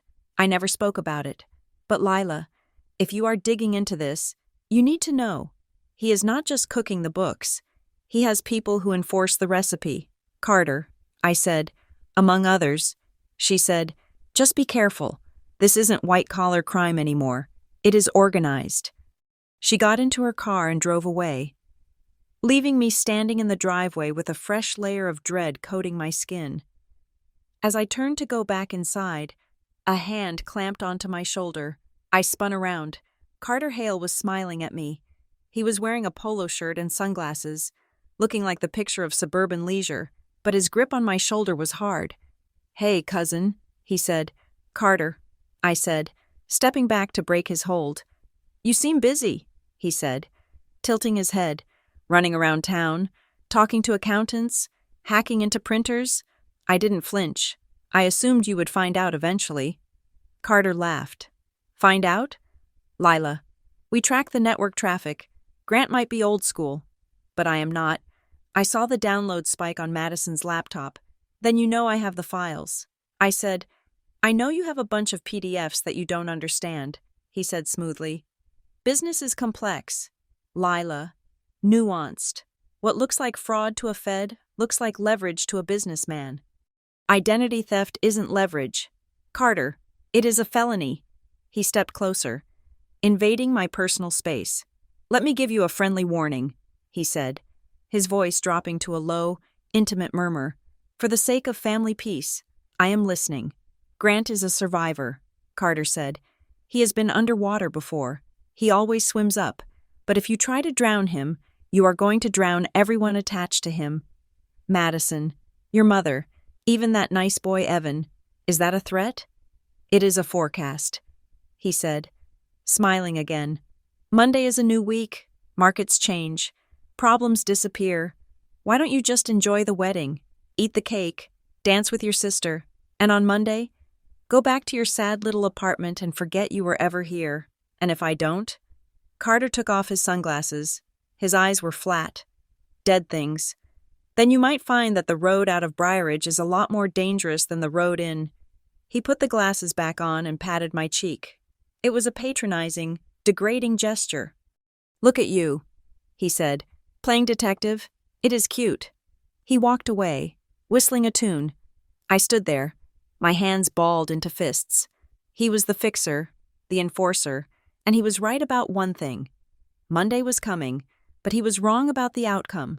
I went back to my room to compose myself. My secure phone buzzed again. It was a formal notification from the agency. Subject: Mandatory Briefing Case File. 8892. Silver. Attendee: Agent L. Hayes. Time: Monday.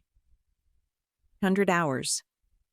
Location: Field Office, New Haven. Note: this meeting is regarding active enforcement actions scheduled for current operational cycle.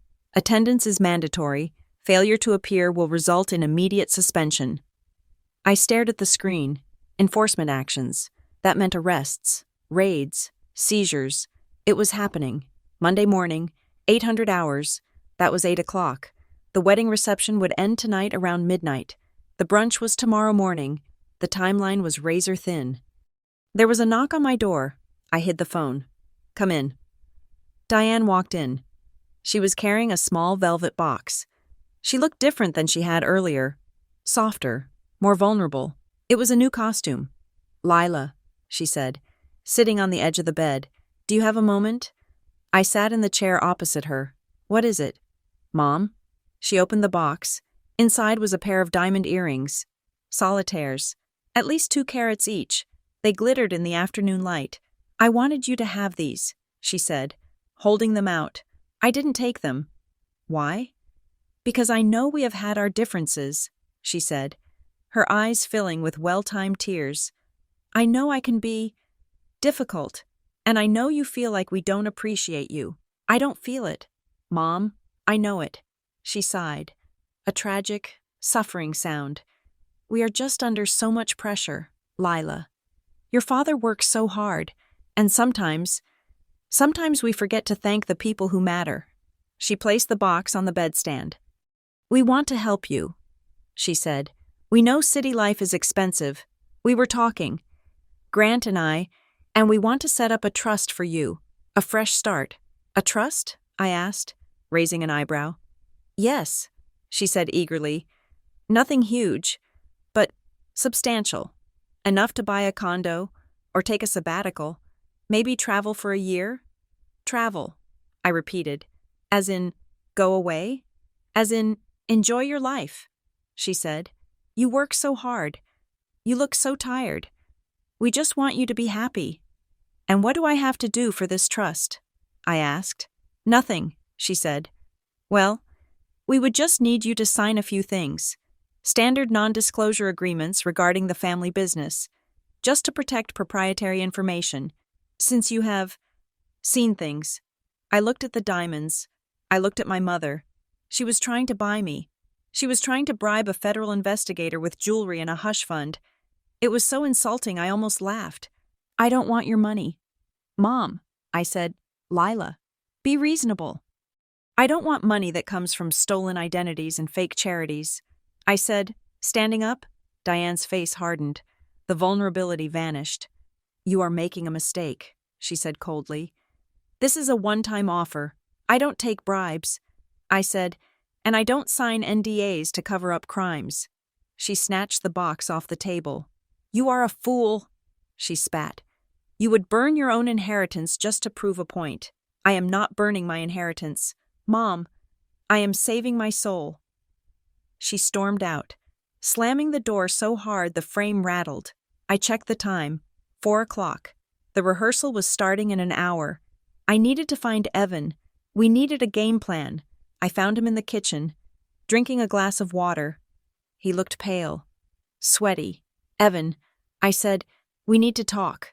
"Not here," he said, his eyes darting to the pantry. We went out to the porch. The air was cooling, the sun dipping low. I got the notice. I said, "Monday morning, 8 o'clock." Evan gripped the railing. "It is happening? It is happening." He closed his eyes. Okay, Evan," I said, "I need to know something, and you have to tell me the truth." "What? How deep are you in with the bank?" He hesitated. "I need to know. Evan, if they raid the bank, are you going down?" "No," he said. He looked at me, and his expression was one of profound, exhausted resignation. "I didn't just file the SARs. Lila." "What do you mean?" "I spoke to them." He said, 3 weeks ago, an agent from the FBI came to my apartment. He knew I had filed the internal reports. He asked if I would be willing to talk. And I did." Evan whispered. "I gave them the names. I gave them the account numbers. I told them about the overrides." My jaw dropped. "You are a cooperating witness?" "I didn't have a choice," he said, his voice rising. "They had enough to indict me for conspiracy if I stayed silent. I signed the compliance logs. Lila, my name is on the early transfers. If I didn't flip, I was going to prison." I stared at him. He was braver than I thought, or more terrified. "Does Madison know?" I asked. "No," he said. "You have to tell her." I said, "I can't," he said. "Not today. Not before the wedding. You are marrying her tomorrow." I hissed. "You are about to stand at an altar and pledge your life to her, while secretly working with the people who are about to arrest her father. That is not a marriage, Evan. That is a betrayal. I am trying to save her," he argued. "If I cooperate, I can keep her out of it. I made a deal. Lila, I told them Madison was innocent. I told them she signed things she didn't understand. They promised they would go easy on her if I gave them Grant. You traded the father for the daughter." I said, "I chose my wife." He said firmly, "I would do it again." We stood there, breathing heavy in the cool air. Suddenly, there was a sound behind us, a gasp. We turned. Madison was standing in the doorway of the sunroom. The glass door was open. She was wearing her rehearsal dinner dress, a pale blue silk. Her face was ashen. You talked to them?" she whispered. "Madison," Evan said, stepping toward her. "You talked to the FBI?" she asked, her voice trembling with a horror so pure it was painful to watch. "About my dad?" "Madison, please, listen. You snitch," she screamed, the word ripped out of her throat. "You traitor." She backed away, stumbling over the threshold. "You were asking me questions," she said, her eyes wide. "Last night, asking me about the accounts. You weren't asking because you cared. You were asking for them." "No!" Evan cried. "I was trying to—" "You were spying on me," she yelled. "You and Lila, you are both liars." She turned and ran. "Madison!" I shouted, taking off after her. She ran through the house, past the startled caterers, up the stairs. She ran into her room and slammed the door. I heard the lock click. I pounded on the door. "Madison, open the door. Go away," she screamed from inside. "I hate you. I hate both of you. Madison, listen to me," I yelled, pressing my forehead against the wood. "They are coming. Do you hear me? The raid is Monday. You need to know the truth." The screaming stopped.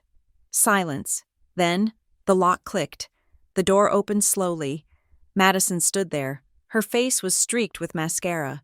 She looked like a child who had just been told Santa Claus was dead. "Monday?" she whispered. I walked in and closed the door. I took her hands. "Yes," I said gentle. "Monday. The agency sent me a notice. Evan spoke to them because he had to.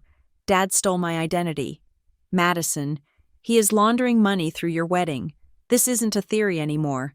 It is a case file." Madison walked to her bed and sat down. She stared at the floor. "I knew," she said softly. "What?" "I knew Evan suspected something." She said, "I saw the way he looked at Dad. I saw the way he looked at the papers, but I didn't think he would turn him in. He did it to save you, I said. To save me? She laughed bitterly. By destroying my family? By saving you from prison? Madison, I said, do you understand? You signed those papers. You are legally liable. If Evan hadn't vouched for you, you would be a target too. She looked up at me. Her eyes were empty. So what do I do? She asked. Do I call it off?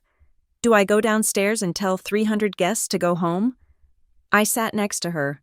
If you call it off, Dad will know something is wrong. I said, he might run. He might destroy more evidence. He might try to pin it on you before he leaves. So I have to go through with it?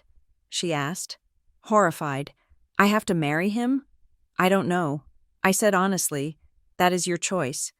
But if you walk away now, the explosion happens tonight. If you wait, you get one day, and then we deal with the fallout. She looked at her engagement ring. The diamond was huge, probably paid for with stolen funds. I feel sick, she whispered. I know, I said. I feel like I am the only one who didn't know the script. Everyone else was playing a part. Dad, Mom, Evan, you, and I was just the prop. You are not a prop, I said fiercely.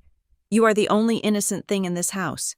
She looked at me, and for the first time in years, I saw the sister I remembered, the one who used to build forts with me, the one who wasn't poisoned by briarage. Help me, Lila, she said. I squeezed her hand. I will. I promise. We are going to get through the wedding. We are going to keep smiling, and when the agents come on Monday, I will be standing right next to you. She nodded. She took a deep breath and wiped her face. Okay, she said. Okay. She stood up and walked to the mirror. She fixed her hair. She reapplied her lipstick. Let's go to the rehearsal, she said. Her voice was brittle, but steady. I have a performance to give. We walked out of the room together. As we descended the grand staircase, I saw Grant standing in the foyer, checking his watch. He looked up and smiled at us. There are my girls, he boomed. Beautiful. Madison smiled back. It was a perfect, dazzling, terrifying smile. Hi, Daddy, she said, and as I watched her hug the man who had sold her future for a construction loan, I realized that she was a haze after all. She knew how to lie when the lights were on, but unlike Grant, she was doing it to survive. We walked into the rehearsal. The music swelled, and the tragedy began its final act. The morning of the wedding arrived with a violence of light. The sky over Briarage was a saturated, improbable blue, the kind that usually only exists in real estate brochures. It was nature conspiring with my father to sell the lie one last time. I stood at the window of my childhood bedroom, watching the fleet of white vans navigate the driveway. Florists, caterers, sound technicians. It looked like a military invasion disguised as a celebration. In a way, it was. My father was waging a war for his reputation, and he was using peonies and silk ribbons as ammunition. I checked my phone. 7 a.m, no messages from Agent Miller. The briefing was still scheduled for Monday at 8. I had 24 hours. I put on my maid of honor dress. It was a floor-length gown in a shade called Dusty Sage. It fit perfectly, tailored to within an inch of its life. As I zipped it up, I felt like I was sealing myself into a containment suit. I went downstairs.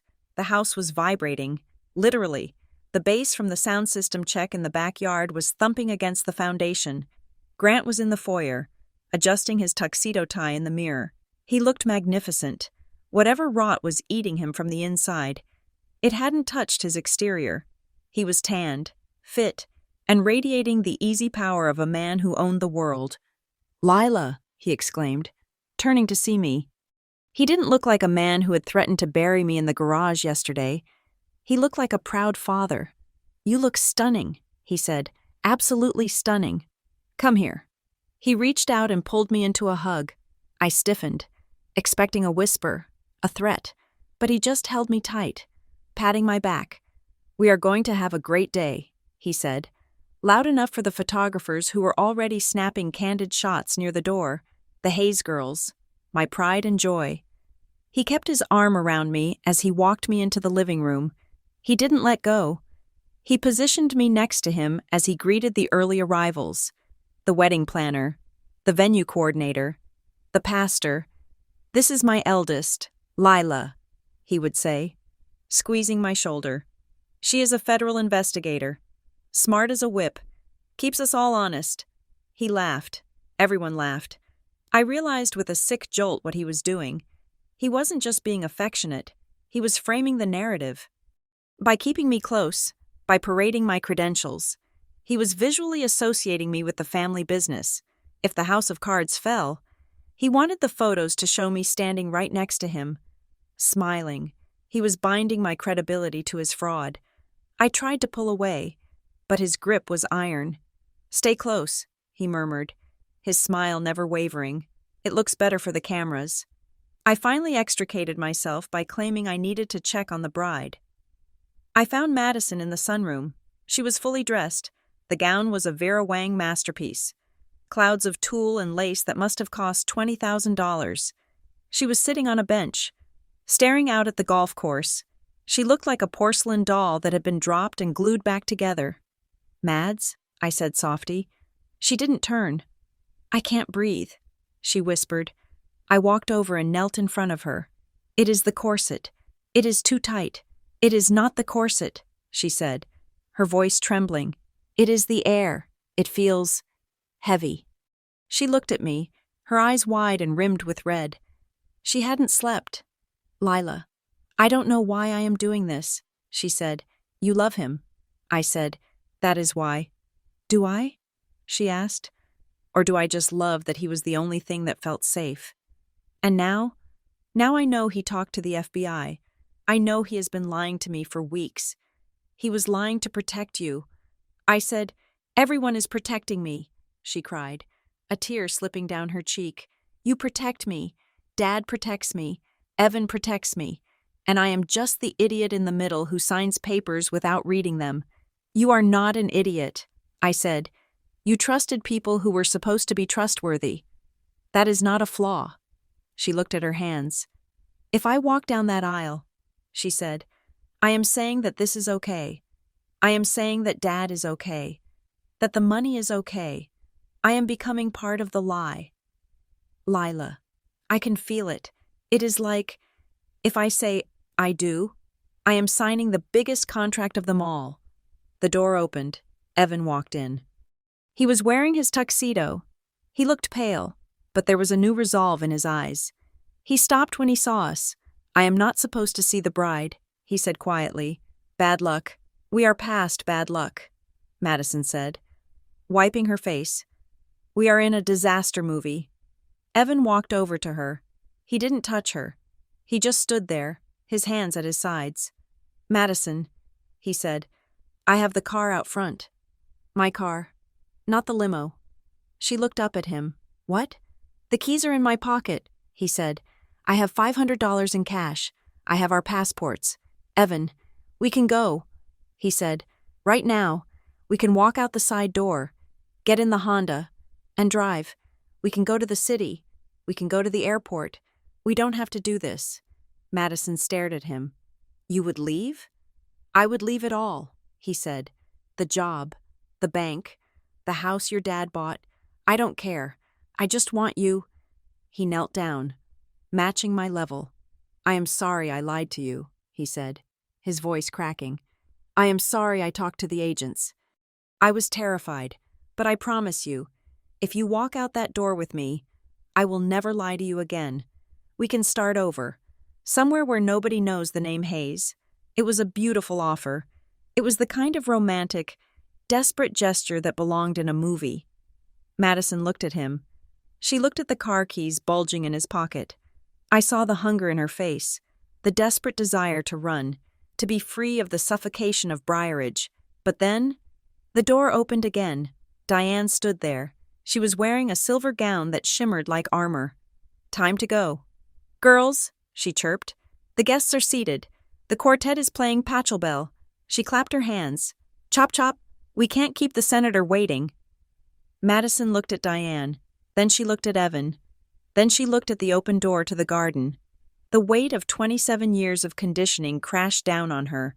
The fear of causing a scene, the fear of disappointing the audience, the fear of the truth. She took a deep breath. She stood up. She smoothed her skirt. "I am ready," she said. Her voice was dead. "Madison," Evan pleaded. She looked at him. "I love you, Evan, but I can't run. I don't know how to be anyone else." She walked past him, past me, and took Diane's arm. "Let's get married," she said. The ceremony was held in the massive white tent on the lawn. It was a cathedral of canvas. Thousands of white roses hung from the ceiling. A string quartet played softly in the corner. There were 300 guests. I recognized the faces of local power: the mayor, the zoning board commissioner, the bank vice president who had told Evan to shred the reports. They were all there, smiling, clapping, complicit. I walked down the aisle first. The grass was covered in a white runner. The air smelled of expensive cologne and fear. I took my place at the altar. Evan stood opposite me. He looked like a man facing a firing squad. He kept glancing toward the back of the tent, as if he expected the escape car to still be an option. Then the music swelled. The guests stood. Grant and Madison appeared at the entrance. Grant was beaming. He walked with a strut, holding Madison's arm like a trophy. Madison was smiling, but it was a fixed, rigid expression. She looked beautiful and brittle, like glass about to shatter. They reached the altar. Grant kissed Madison's cheek. He shook Evan's hand firmly, the hand of the man who had turned him into the FBI. "Who gives this woman?" the pastor asked. "I do," Grant said. His voice boomed. "Her mother and I do." He sat down in the front row, right next to Diane. He crossed his legs. He looked relaxed. The ceremony began. The pastor spoke about love, about truth, about building a foundation on rock, not sand. The irony was so thick I could taste it. I scanned the crowd. It was a habit. Situational awareness. I looked at the rows of pastel dresses and dark suits. And then I saw them. They were standing at the very back of the tent, behind the last row of chairs. 4 men, 2 women. They weren't wearing tuxedos. They were wearing dark, ill-fitting suits, windbreakers. They weren't watching the bride. They were watching the front row. My heart hammered against my ribs. Monday. The briefing was Monday. Why were they here? Unless my access of the printer yesterday had triggered an alarm. Unless the download of the files had alerted Carter. Who had alerted someone? Who had panicked? Or maybe the agency had just moved the timeline. I looked at Evan. He saw them too. His eyes widened. He looked at me. I gave a microscopic shake of my head. "Don't move." The pastor was asking for the rings. "May I have the rings, please?" I stepped forward.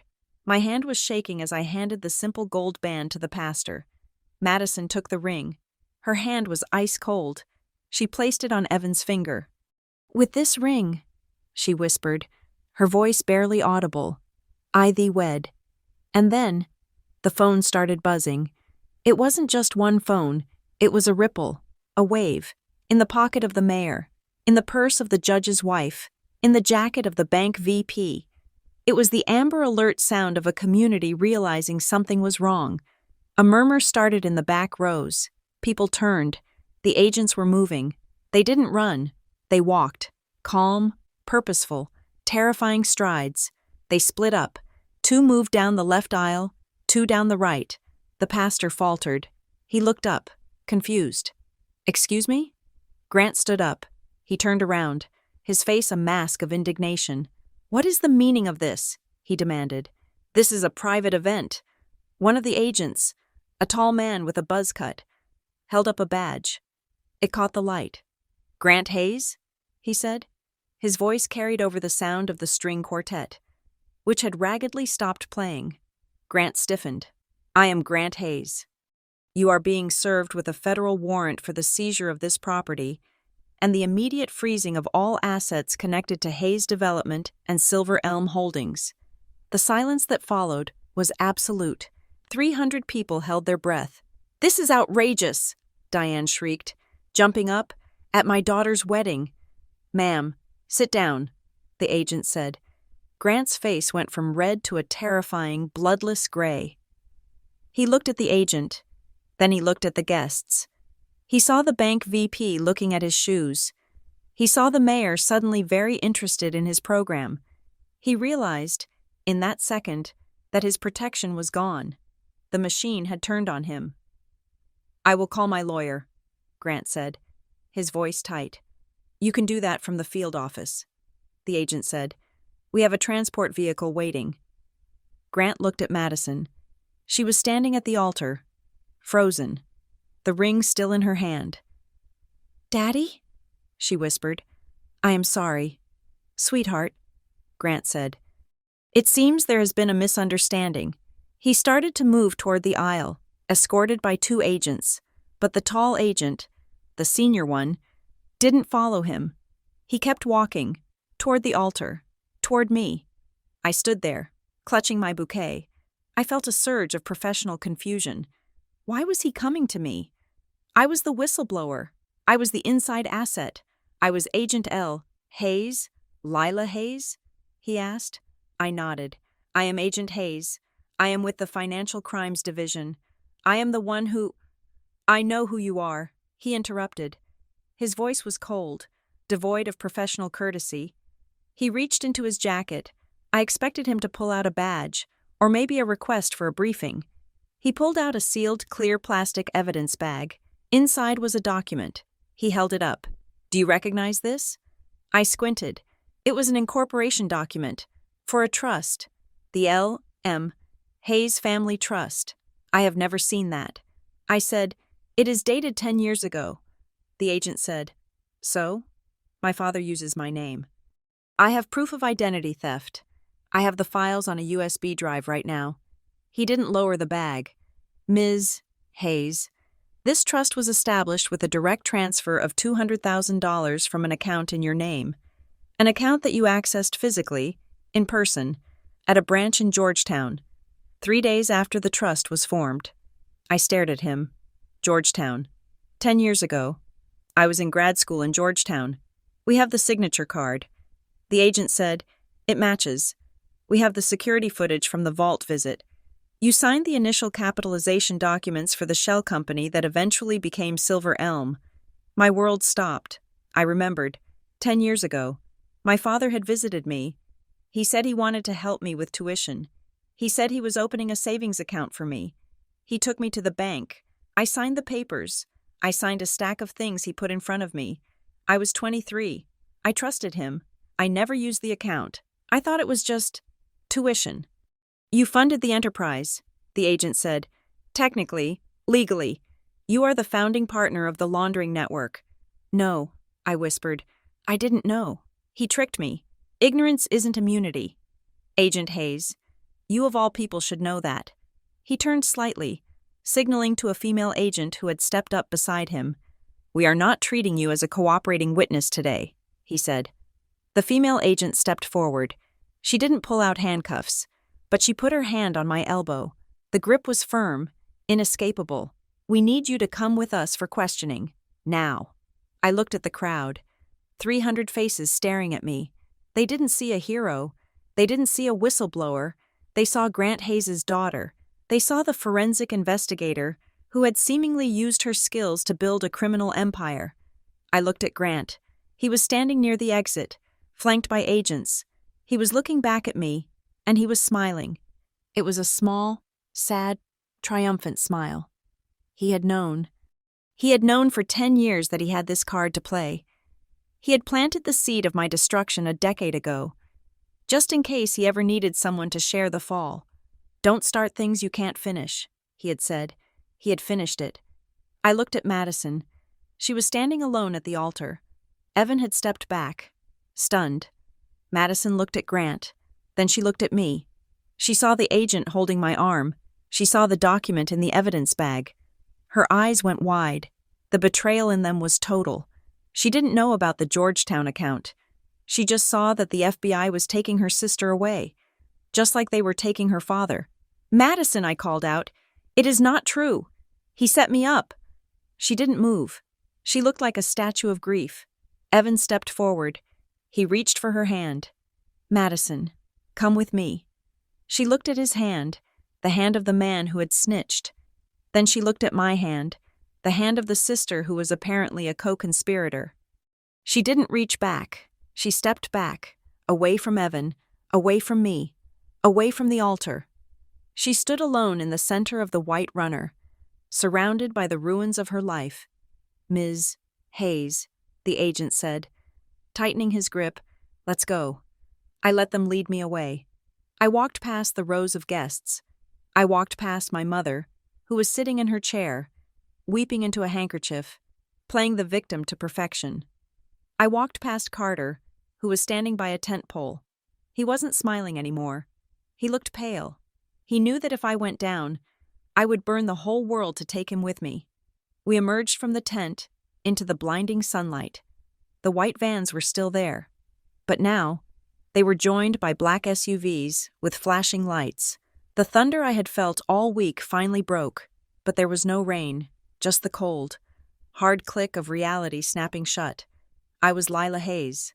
I was a hunter. I was the smart one. And I had walked right into the trap. As the agent opened the door of the SUV, I looked back one last time. Through the opening of the tent, I could see Madison. She was still standing there.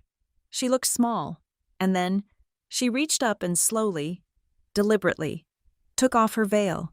She dropped it on the ground. She turned her back on the altar. She turned her back on Evan. She turned her back on us. She walked out the back of the tent, alone, disappearing into the blinding white light of the afternoon. The agent pushed my head down. "Watch your head," he said. I slid into the dark back seat. The door slammed shut, the lock clicked, and the silence was the loudest sound I had ever heard. Thank you for listening to this story. The Hayes family thought they could bury their secrets under money and manicured lawns, but the truth always has a way of clawing its way to the surface, even if it drags the innocent down with the guilty. I would love to hear your thoughts on this ending. Do you think Lila can prove she was set up, or did Grant win the final chess match? And what about Madison? Did she make the right choice walking away from everyone? Please leave a comment below telling me where you are listening from. I love seeing how far these stories travel. If you enjoyed this twisted tale of family betrayal, please subscribe to Revenge Stories and hit the notification bell so you never miss a new episode. Until next time, keep your eyes open. You never know who is signing your name.